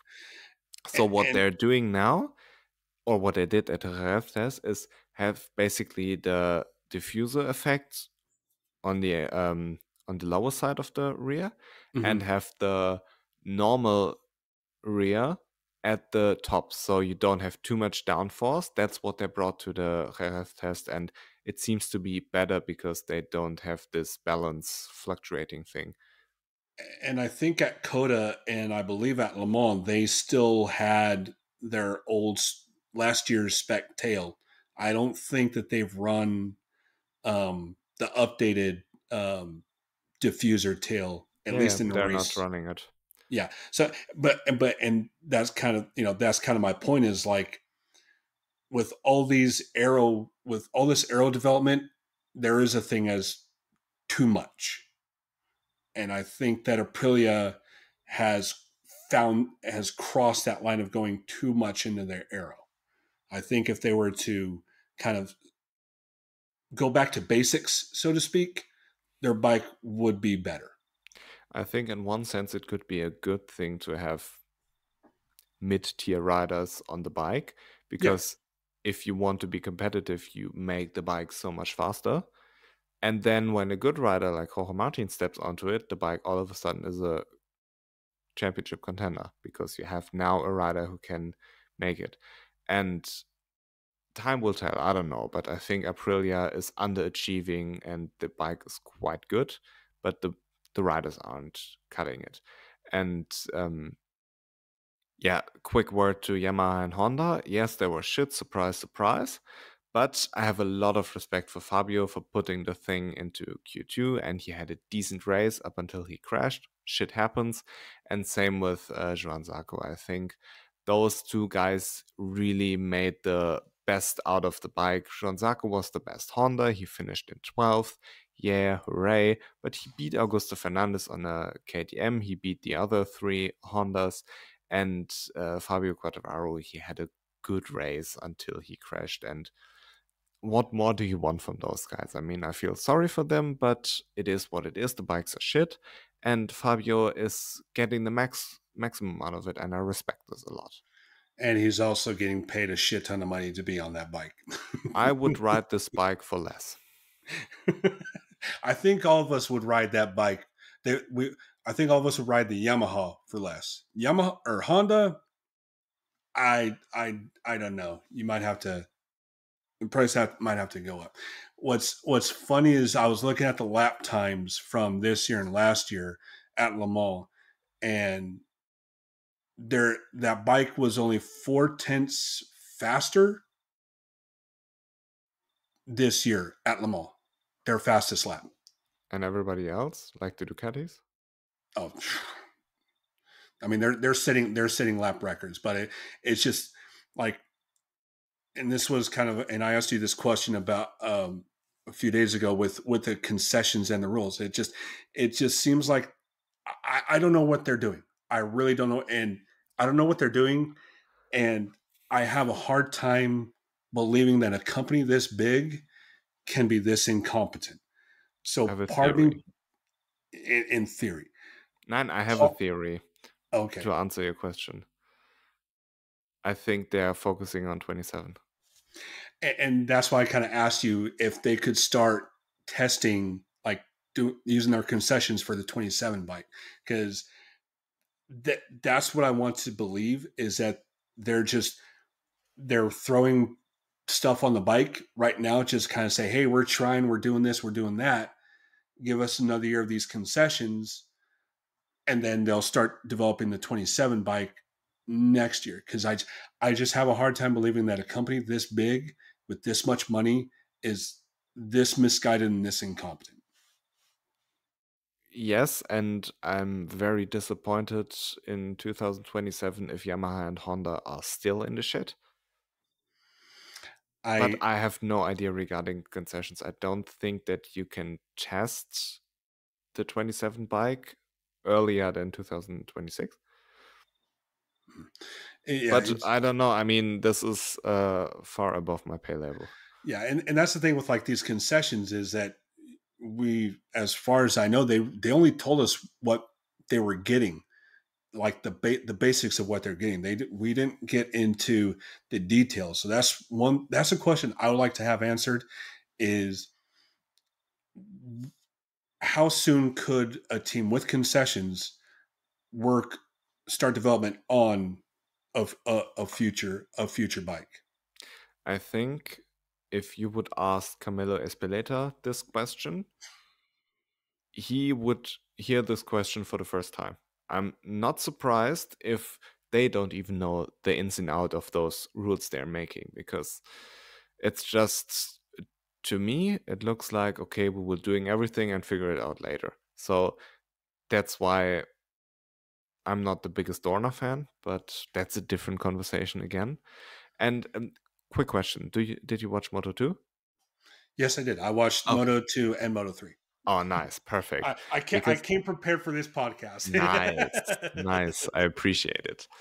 Like, how good was Sergio Garcia? First of all, he had a great start, and everybody behind him fucked it up. And then after 3 turns, he had like a 1 second lead or something like this. But Yes. it was incredible. He never buckled. He never got under pressure too much. He just made the perfect race. And I have it was boring, yes, but I have the most respect for it. Yeah, compared to the other Moto 3 races, it was pretty boring, but yeah, and like that's what I appreciate most about Moto 2 Moto 3 is that it has more to do with the rider than anything. And that's what I really enjoy and wish and want to see is I want to see, okay, how good is this rider? Not so much the bike, but yeah, it was kind of funny. Like that was the first Moto 3 race I've seen all season. And it was just kind of like, yeah, it was okay. Whatever. But yeah, it definitely still had its takeaways, its positive takeaways. And it's like, holy shit moments. I mean, we were raving about Marc Marquez finishing second after starting in P13, but Iogura finished second from 17th on the grid. If this man could, for once, figure out how to qualify, I mean, we would all be in big trouble. It was Yeah. super, super impressive. And yeah, yeah, it's kind of funny hearing that commentary and like yeah, it's fun hearing that commentary and being able to like translate that. Oh, so he's just like Brad Binder or Jorge Martin is kind of how you can relate the Moto 3 riders to the MotoGP riders, and they still have the same issues. Yeah. Yeah, I guess. After Iogura lost the championship in Sepang in 2022, I was a little bit worried on how he would bounce back because he had the injury, he had Pedro last year, so it was very, very difficult from the get-go, and it never seemed right. And then changing to the Boscoscuro this season was also like, I don't know. But in one way, he positively surprises me on a Sunday because he's amazing. He's like the ice from McDonald's. He's the Mac Sunday. but on the other hand, how can you qualify this badly? I mean, it wasn't 2 years ago that he qualified always in 17th, but it was. Yeah, first of all, I'm pretty positively surprised by his season and how well he adapted to the Boscoscuro and the new team and stuff. but he needs to figure this qualifying out, because if he does, everybody's in trouble. Yeah. Well, and I think that he needs to figure it out in order for him to get a seat, to move up. But I'm also kind of wondering if they're having the same issues like what they're having in Formula One, and that is turning the tires on, getting them in the right temperature window at the right time. Because I mean, if he does this good in race, but he does shit in qualifying, then I'm tending to lean towards him not being able to him not working the tires as well as he should. Well, maybe he isn't able to dial it down perfectly in one lap. So maybe he makes a mistake here, maybe he makes a mistake there, and all of a sudden you're on 17th, because in Moto 2 everybody's on the same bike more or less. Yeah, So it's very, very difficult to make a difference, and one mistake can cost you so much. yeah. It's all pack riding. So yeah, I mean, what I think they were saying in the race, like the top 8 or 10 was covered by 1 second, something crazy like that. So yeah, Yeah. you're off by a tenth. That takes you from P1 to probably what, P5. Yeah. I mean, take away Sergio Garcia, and then you have Ayogura up until more or less Fermin Aldeguer in 7th inside 2 seconds, crossing the finish line after 22 laps. It's Mm-hmm. crazy. I mean, Ayogura was 3 seconds behind Sergio Garcia, and Fermin Aldeguer was 5 seconds behind Sergio Garcia. So inside 2 seconds, position 2 to 7 is racing inside 22 laps. It's very, very Yeah, competitive, and every mistake can cost you a lot. yeah. So we already touched a bit on Alonso Lopez, and I'm happy for him that he's back, because he had some bad weekends, and honestly, Alonso is a little bit frustrating because he has all the talent in the world, but it seems like he doesn't have the right mindset for it. Like crashing in the lead in Portimao and doing stupid shit here, doing stupid shit there. He can be so incredibly good, but it's also a little bit frustrating. And then he has this aggressiveness, which I really like. But sometimes this bites him in the ass and he crashes or something like this. Le Mans was good. He was very, very competitive. I was a little bit angry when he overtook Aaron Canet, because I really wanted Aaron Canet to finish in P2. That dude, that Honestly, he's a fucking superhero. How the hell are you better when you're injured than when you're healthy? I mean, in Jerez, he had the same, not this season in Jerez, but I believe he raced with a broken hand or something like this. He was so utterly competitive back then. Like, the willpower this man must have, it's incredible. he just needs to find the right bone to fracture where it's Yeah, not so dependent, and maybe that'll make him win a title. But yeah, it was crazy seeing how often he would take his foot off that peg throughout the race, and seeing Joe Roberts kind of muscle him out, I'm like, cool, but fuck. yeah. I mean, it reminds me again of how much of a bitch I am, because for a couple of I was a little bit sick maybe 2 weeks ago, and I have a little wound inside my nostril. So every time, I snort my nose and shit, it bleeds a little bit, and then it hurts a little bit, and then I'm bitching about it. And this motherfucker is riding with a broken leg, and Lamar doesn't give one single fuck when I'm here riding with 10 kilometers on a sand, shitting my pants and bitching about my nostril. I mean, those humans are built different. I mean, they're if I didn't know any better, I would say they're robots, and it's crazy. I mean, I, how did he do this? I would just like to know, like, the physio and the, like, just what what drugs and everything that they did to like help him get to that point, because Yeah. I want that. But and it was kind of melancholy for me, because I've talked about it a lot, where you have to protect the writers from themselves. So it's Mm-hmm. one of those things where it's like, this is such a great performance, but you know, is this really the best thing for the is this really the best thing for the writer long term? Because I Yeah, mean, of course. Alex Rins, I don't think he'll ever be 100% after his leg break and getting Yeah. on the bike too early. And we've all Marc Marquez has been well documented. I'm not even going to fucking touch that.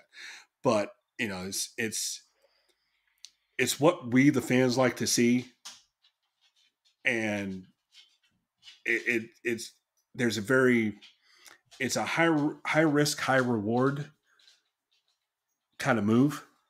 But if it goes wrong, it can go wrong Yeah. extremely bad.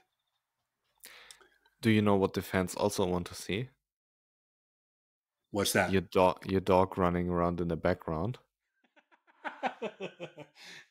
I was wondering if he was gonna like be a be a nuisance, and he finally. It only took us what 3.5 hours, and he finally made an appearance. No, Oh he was in the background yeah, earlier I when see we the didn't flag record. waving. Yeah. Let's see here. What you doing? Huh? Oh, What you doing? hello.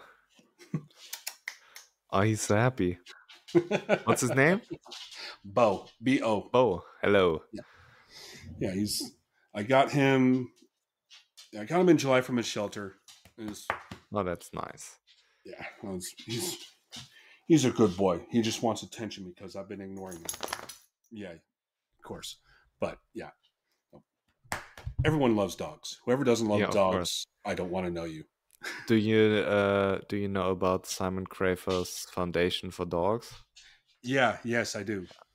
I mean, it's amazing. Every time I do a podcast with Simon, he has as at least one point where the dogs are barking at something or whatever, interrupting in one sense. And like interruptions from dogs are always welcome. My dog isn't here at the moment, but usually when she's here, I always pet her, show her to the camera, and then Yeah, he's 80 pounds, so I'm not going to try to show him that. That's about as good as you're going to get. It's me tilting the camera and showing. I'm not going to yeah, try to pick him up, but yeah, it was kind of funny because I've got deer and skunks and raccoons around my land, so I was kind of wondering how sideways this podcast was going to go with him, and he's actually done good. He's a good boy. nice. That's always nice to hear. Yeah. Like there are no bad dogs; they're just bad humans. Yeah, bad trainers. Yeah. So coming back, now you can see you with your camera. Now you can see the whole Trackhouse flag. Yeah. Before it was a Rack House.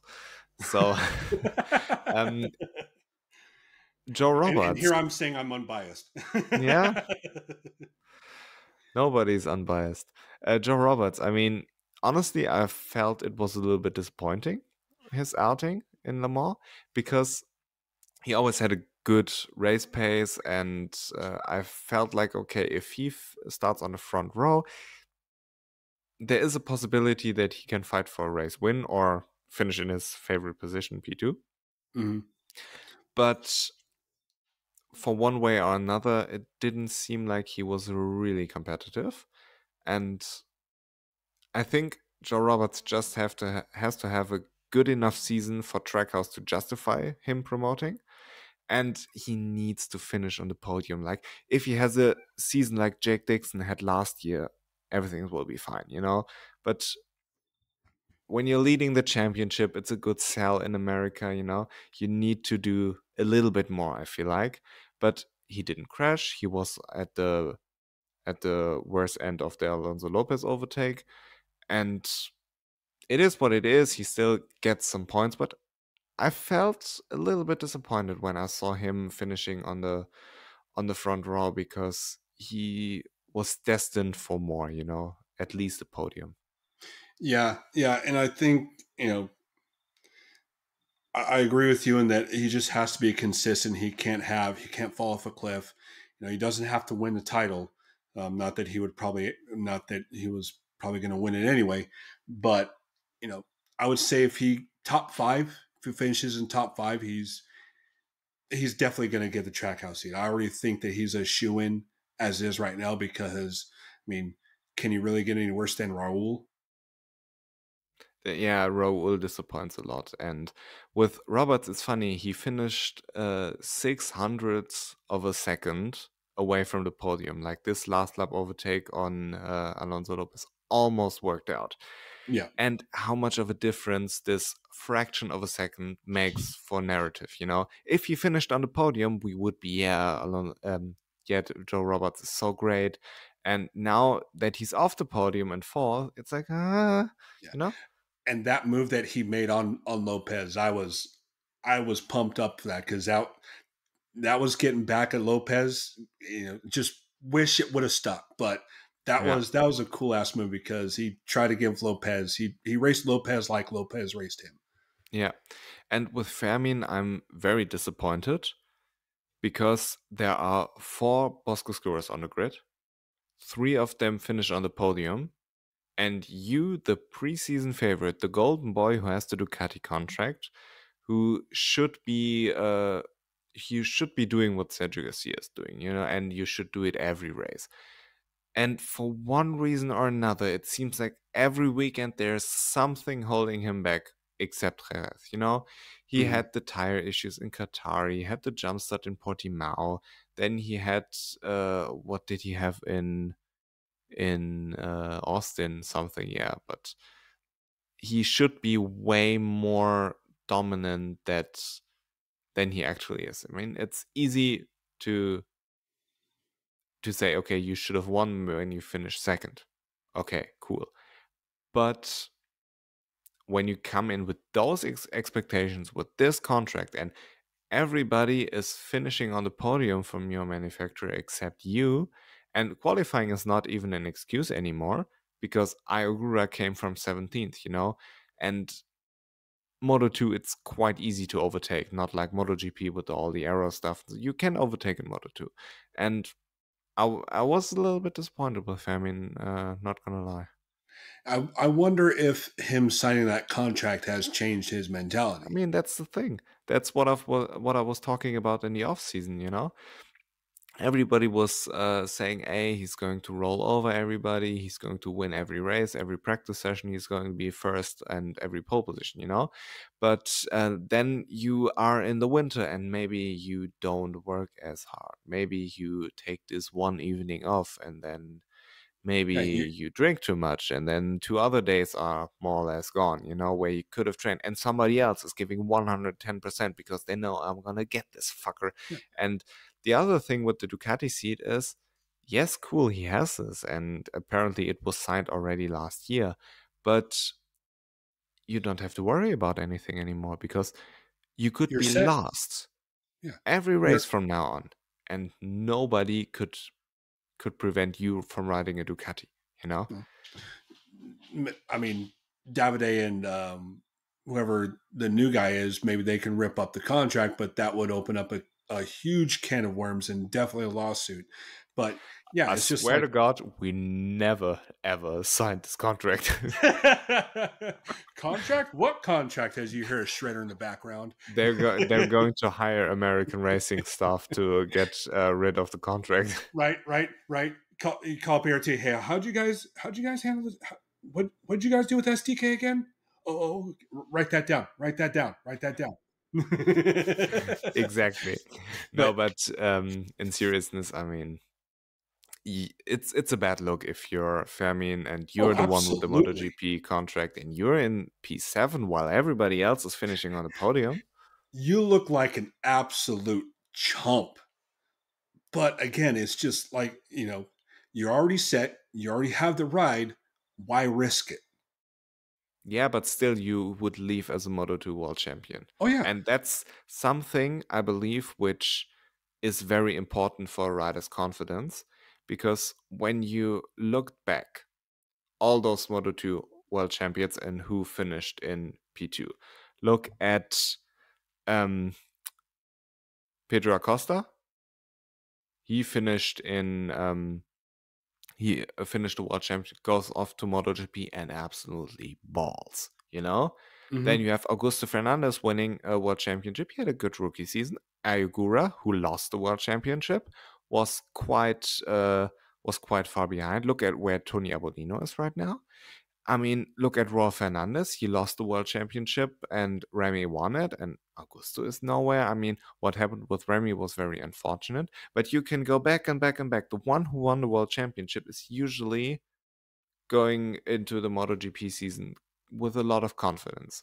Obviously, a lot of factors have played in here. Jorge Martin is, for example, more competitive than Enea Bastianini at the moment, even though Enea won. But everything which benefits your confidence as a rider is very, very, very important. And I think for Fermin, it's important to win this world championship. That's why he stayed. Yeah, yeah. It's. I hope for his sake he finds his mojo, finds his groove, and tries to win the title. But yeah, it's right now it's a really bad look because, like you said, everyone was crowning him. Everyone was putting him as the title championship before the first fucking race. Now, we can go back in history and look how many times that's actually happened. Um, but it just seems like it was a perfect storm of disappointment. You got the factory Ducati contract. Everyone was saying that you're going to win, and that can mess with your mind. You know, your ego gets so pumped up, you believe in yourself so much that you almost you start missing the finer things. You start overlooking, like you said, you have that extra beer, you take that extra day of training off because, oh, I'm going to be the Moto2 title winner. What the fuck should I do? Why should I train like this? I'm already a title winner. I'm going to Ducati next year. It's Yeah. I don't agree with factory teams. I don't agree with MotoGP teams signing riders before the start of the season. Because again, that you want to see what they can do. You want to see how hungry they can get. And I think this may come to bite Ducati in the ass further on down the road by signing a rider who still had a full season left in Moto2 to a factory deal. Well, talking about preseason favorites, David Alonso is so much better than everybody else, and he's living up to the expectations. I mean, how incredibly good is he? I mean, usually when you watch Moto 3, you get the feeling that everybody is more or less on an equal playing field. And then you have those superstar riders like Izan was back then, like Pedro was, just doing the right things at the right moment, and that's what's setting them apart. Mm-hmm. But I mean, Alonso, he is so much better than everybody else. It looks like he's playing with the competition. He always had this, let's say, very, very calm and um, I don't want to say shy, but in a way, he's in this group and you don't really recognize him. He's like in P4, P5, maybe P3. And then, as soon as the last laps start, let's say the last 5, he puts himself into position and he's on. I mean, up until Austin, I believe all of his race victories came from last lap overtakes. He is so incredibly good. And it looks like he's so much better than everybody else that he doesn't have to take all those risks, Mm-hmm. because he rarely does anything stupid. In Jerez, he crashed in the lead. It was not good, but he handled it like a pro. He was incredible afterwards after he picked the bike up in Jerez, and now again he's just so much better than everybody else. It's crazy, and I'm so excited for his future. I'm, and that's just got me thinking. Could you see Alonso making the jump to MotoGP? No, I No. think this this is nothing we're going to see anymore. Because, first of all, MotoGP seats are at a premium at the moment. Since Suzuki left, good Moto2 riders don't even get a chance anymore. Like Tony Arbolino, when those contracts were made at the middle of last season, he was incredible and he should have gotten a MotoGP ride. And as much as Jake Dixon is cringy and stupid and shit, he should have gotten a MotoGP ride as well because he's British, MotoGP needs a British rider, and last year he was good enough to justify it. You can't justify it now, and like talent-wise, is Jake Dixon not a MotoGP rider in my opinion. But marketing-wise, it would be nice to have a British rider on the grid, and therefore I think since Suzuki left, those two places are really, really difficult to substitute because, I mean, where do you want to go? You can look through the MotoGP grid. Yes, you have riders like Augusto. Yes, you have riders like Raul Fernandez where you think like, okay, we gave them a chance. They aren't cutting it. But then you have so many incredible riders in Moto2. I mean, going back, you could make an argument for Fairman, of course he's coming. You can make an argument for Joe Roberts. You can make an argument for Ayogura. You can make an argument for Sergio Garcia.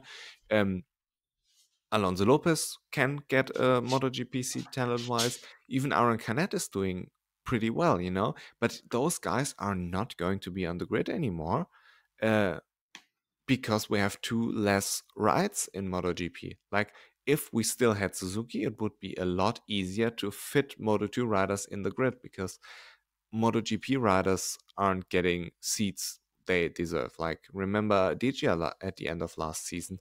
It was basically a miracle that he stayed in MotoGP because Luca Marini was on a suicide mission to Honda. Yeah. Well, and that's the other thing. Like, DG's making Bez look pretty mediocre.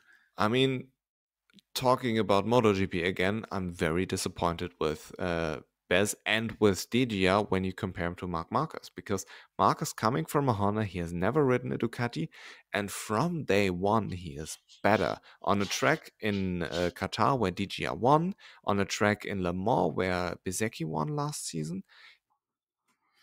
Not trying to talk about MotoGP again because I feel like we covered this one already, but I'm very disappointed in Marco Bezzecchi. Yeah, I think there's a lot of people that are disappointed in him just because, like, granted, the GP23 is a shit bike, to be honest. But Well, I wouldn't say so. I think the compared GP20 to like the compared to, for a Ducati, yeah. I would disagree. I think the GP22 out of all bikes should be the odd one out. But in theory, from a GP22 to the GP23, where everybody said it's a much better bike last year, and it's fully developed, it has all the tools to go on there and be worse, it's a hard sell. And especially when you have Marc Marquez on there, coming from a Honda, and from day one, he is faster than you. It's not a good look. No, even though no. it's Marc Marquez. Yeah, and that's the thing. I think that, like, they'll get a handicap on is like, oh, that's Marc Marquez. You know, it's he's an alien rider, so yeah. But Marco Bezzecchi isn't like you and me. I think he thinks he can beat Marc Marquez. Oh, I don't doubt that Bez thinks he does, and that's probably one of the reasons why he's pushing harder than he is this year, or he's pushing harder this year than he did last year because he knows he believes he's better than Marc. He doesn't want to be beaten by Marc, and yeah, he's overriding the bike. Yeah. So back to Moto3. No, Alonso isn't going to make the jump to MotoGP because simply there's no space, and I think he has a lot to learn still because the jump from Moto3 to Moto2 is difficult enough. So a lot of riders are struggling there, and at the moment it looks like the WP suspensions in Moto2 are not working at all. So either they're going to figure out what the problem is, or if I was David Alonso, I would find a way to Öhlins, because it doesn't look good with the WP suspensions at the moment. And he is too good to be where Isan Guevara is right now, you know? I mean, Alonso really should be on a top bike with Öhlins suspensions where he's competitive. Because it's already difficult enough. Don't make it more difficult than it actually is. Yeah, I remember you talking about that in your last podcast, and it's just like, why the fuck were they going with WP to begin with? I mean, it's because those teams are sponsored by KTM. WP is owned by KTM. Look at all those brands. Gas is owned by KTM. Then CF Moto, Husqvarna, all owned by KTM in this stupid, what's it called, Pura Mobility Group stuff, which I refuse to say. I think KTM is the way to go. And therefore, they are more or less forced. I know somebody from Carlex who told me they don't want WP suspensions on their bikes for various different reasons. And he said you can't do anything about it because KTM is so powerful, and if they want it, they get it. Yeah, it's unfortunate, but it is what it is. Yeah. And to come back to Moto3 now, I think Danny Algado looked very solid. I'm positively surprised by him this season because at the end of last season he seemed to lose his way a little bit, but it wasn't overwhelmingly good. He made some mistakes here and there. I don't know, maybe it's just put into perspective because David Alonso is such a motherfucker. But Algado seemed very solid, I would say, you know. I believe he finished second and everything was fine, you know. Yeah. I'm pretty sure he finished second, and yeah, he's in the races I've watched. He's been solid. So he's just going up against a wall that is Alonso. That's the only issue with him is that he's got a better rider in front of him. Yeah. Also with Colin, I mean, Colin looked very, very good, and I like him a lot. He's also very nice to talk to. He's super cool, and he had a very good race, hitting the front at some point. And I feel like when you have somebody like David Alonso, it makes everybody else look bad, because you look at Daniel Garde, you look at Colin, and it seems like something is missing. But those two riders are so much better than everybody else, which makes you think, how good is David Alonso, you know? And he's very solid, Colin, and I'm really happy to see him on the podium. He had some horrible crashes over the past 2 seasons where you think, how the hell are you still alive? But yeah, I mean, look at Austin, the way he high-sided there. And he was fast there also. He was super, super talented. And it's good to see that he's putting it together. But there's still something missing to David Alonso, which makes you question, like, how would Jerez would look like if Alonso didn't crash? Like, would Collins still have won? We would have heard the Dutch national anthem. Yeah. I mean, it's nice to hear it in motorcycle racing because, like, Zonta, he is very, very cool. I like him a lot. And Colin as well. And I hope they have all the success in the world. I really wish them the best. I just have to mute it if when the Dutch national anthem comes on, because I already heard enough in Formula One. Yeah, don't watch Formula One then. I mean, you're not missing anything. Just look, you know how I watch Formula One?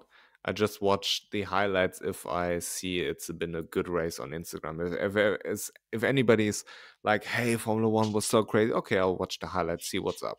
And if not, then Max Verstappen won by 20 seconds and there's nothing to see. So I'm not wasting my time watching Formula One. It kind of reminds me, and I'm dating myself here, it kind of reminds me back in the AMA Superbike where we had Matt Mladen and Ben Spies just dominating AMA. It just takes me back to that because, like, yeah, they would just run away. They'd be 20, 30 seconds in front of everyone every single fucking race. And there was, I forget the journalist that said it, but there was a joke in the press box that said they already had, before the race even started, they had the whole story written out. The only places they left blank were first and second because they didn't know if Matt Milan would win or Ben Spies would win. But everything else is already pre-written. But yeah, it's Formula One is hearing the Dutch national anthem when Colin won. It's just like, cool. I'm happy for you. Mute. I can't stand this fucking song.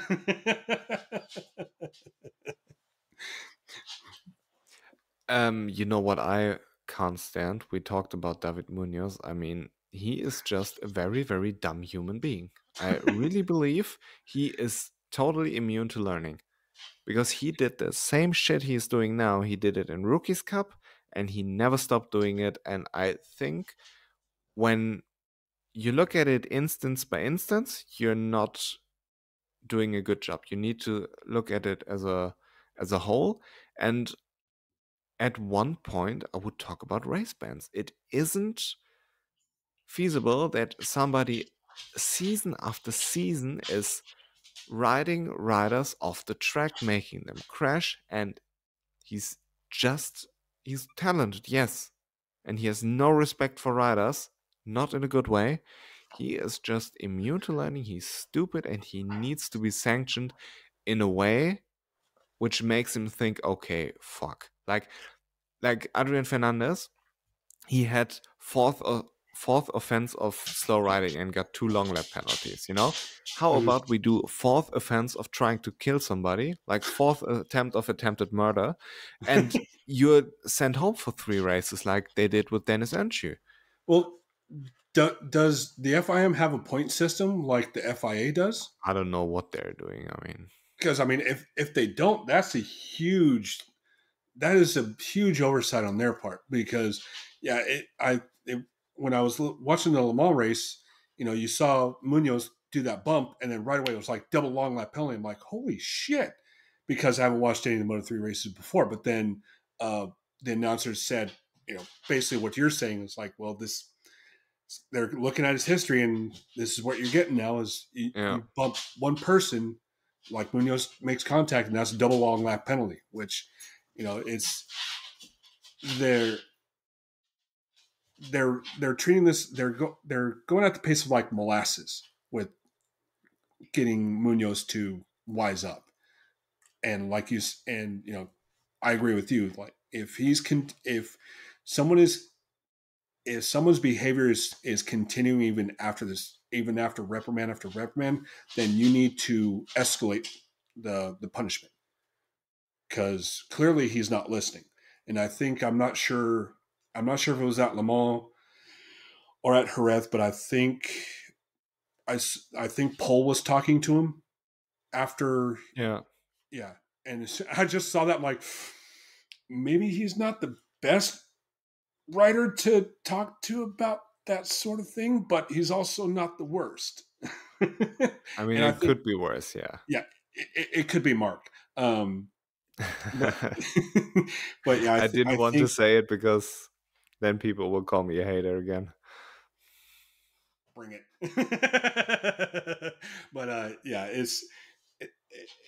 I think they need to figure out why he's not listening, and do what they need to do, because I don't want the last thing I want to see is I want to see a writer that has a lot of talent but is immature get kicked out of racing.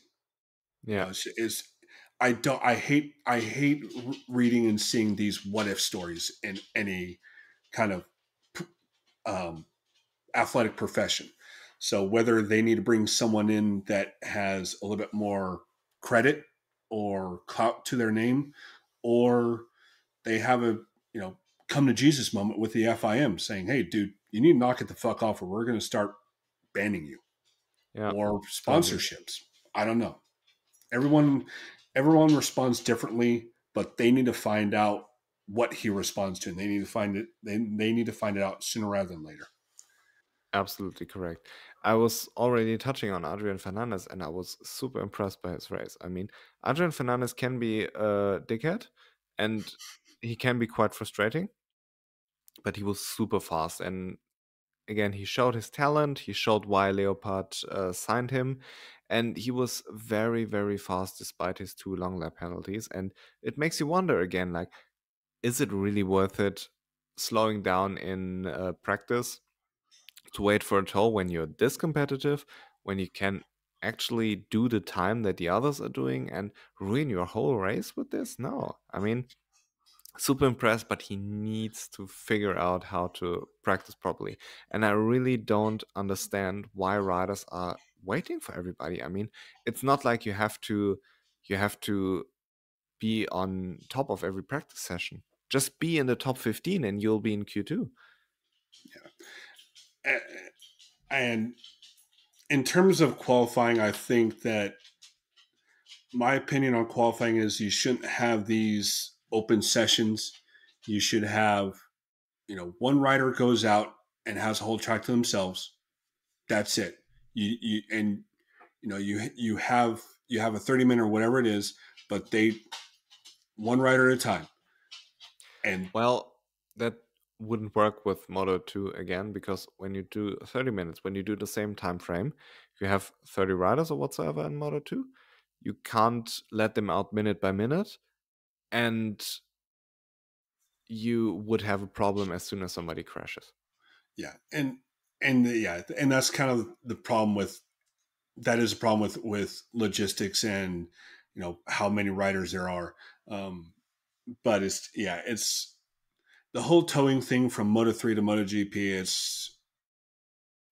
There needs to be something done about it. Well, I think Moto 3 has gotten better at it. I think that the Pirelli tires are good for, let's say, for rider safety in a way, because it's not as chaotic anymore as it used to be. Mhm. And I think they are good with the penalties because, again, in Moto 3, when you ride slowly and wait for somebody, they're penalizing you. And I feel like it's gotten better. And you have still those dumbasses, but then you have 8 penalties. It's normal in Moto 3, and I like that the stewards are doing what they're doing in Moto 3. Now, if they can translate that to MotoGP. True. Angel Piqueras, he showed his talent a lot. I mean, it was very nice to see him fighting. He had made some great moves. He shows he's a real racer, not just somebody like Rueda, who can do the laps by himself, but he's somebody who can get his elbows out. That was very, very nice. And it's always wild when you see it and you get reminded of Joan Mir on the Honda, because it looks identical with the 36. Yeah, that was one thing I saw. I'm like, oh shit, the same numbers.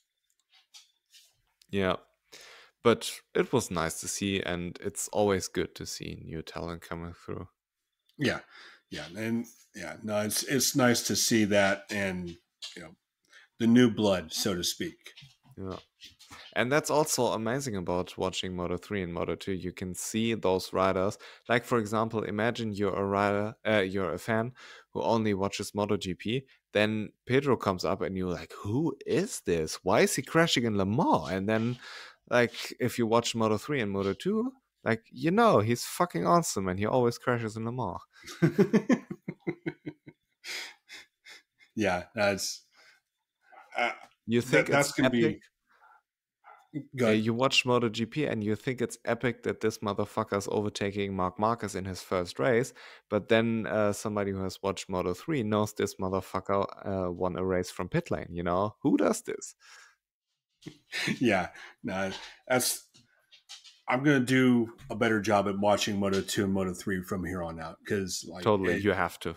yeah, It's trust me, like just watching the Le Mans race in Moto 2, Moto 3, and then also watching the Jerez race, and then the one previous to that, I forget. It's 4:00 in the morning. I'm getting tired, but yeah, I watched like 4 races between.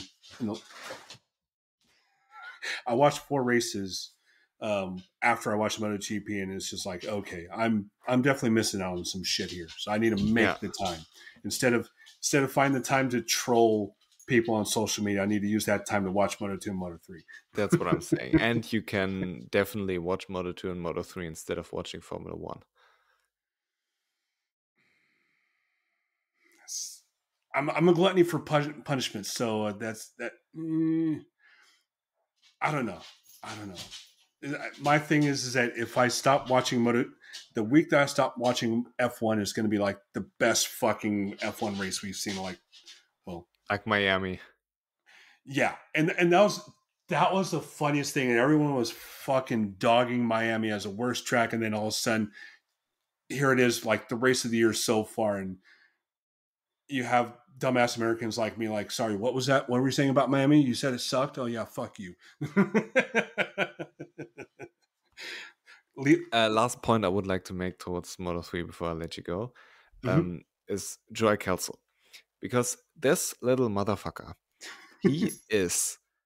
Oh, he actually sent me a voice memo while I was speaking about him, because I asked him what happened in the race. I will pause the podcast for a second, listen to his memo, and then I will let you know. Okay. Okay. I heard the memo. I saw your reaction. Yeah. I mean, I was like, oh, this is gonna be good. Yeah. I don't know if I'm allowed to say, because I just asked him.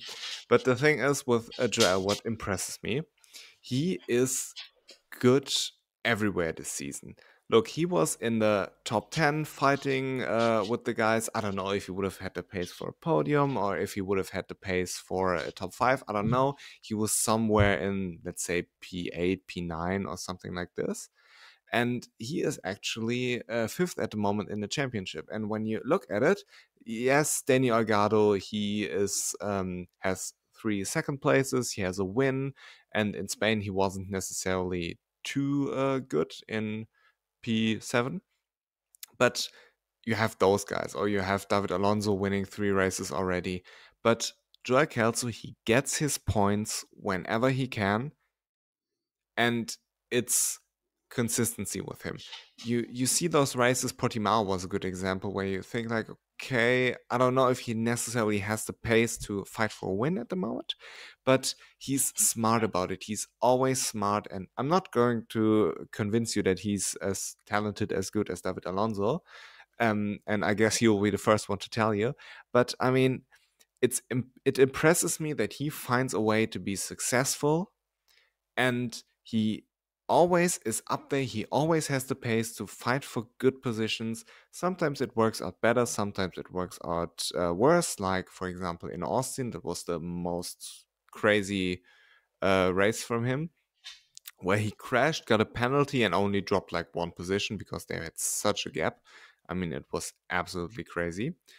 And I mean, he always makes it work one way or another, but it's nice. So I mean, yeah, but it is what it is. I hope Mugello. No, it's not Mugello for this time. Usually it's Le Mans Mugello, and now we got for the first time Catalonia. So I don't know. It's kind of weird that they're like Spain, France, and then back to Spain. Yeah, it's like, why don't you just stay in Spain and then go to Le Mans and then Mugello? Yeah, I think they're doing it because of the heat.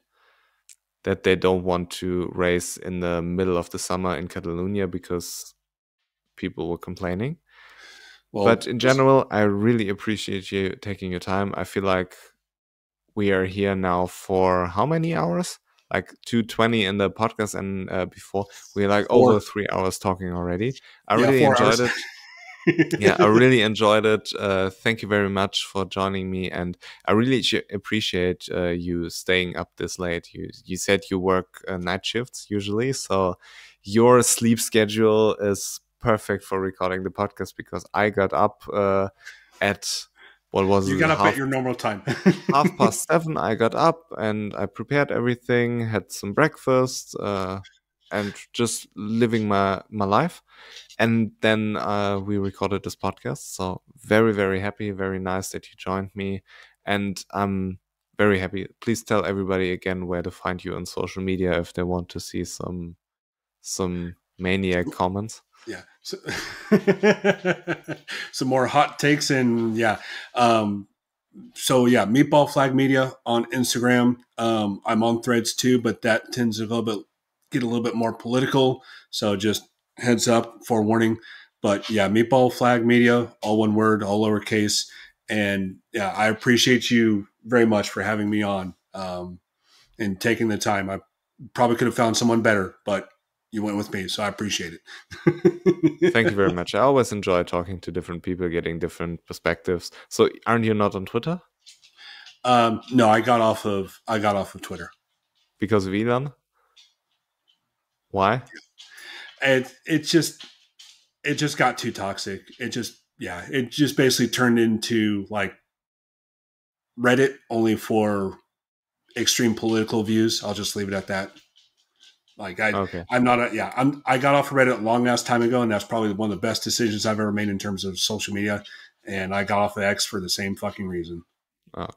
Yeah, my Twitter is usually only MotoGP content because everything which is not MotoGP, I said I'm not interested because I don't want to see it. Oh, And I it's still got that shit though. Like I could hit not interested or yeah, their algorithm is they know how to get you. yeah, yeah. They know how to get me more than Instagram does They or Meta. probably see your front camera and you start raging again and commenting, and then you're deleting everything and then not interested. And they say, oh no, this motherfucker is interested. Yeah. Oh, he's interested. He's just not interested in the way he wants to be interested. We're gonna Yeah. nope. Keep it coming. Have you Keep it watched coming. The Social Dilemma? No, I haven't. It's a great documentary about social media, and they have like a little gimmick where those algorithms are played by people who are having meetings on how to get the people back to the phone and stuff, and it's quite funny. You should watch it. Social dilemma. The social dilemma on Netflix. Yeah. Okay. Yeah. I'll find other ways to get it other than Yeah. Netflix. I'm not going to say how I get it, but I'll get it. See ya. Goodbye. All right. Goodbye.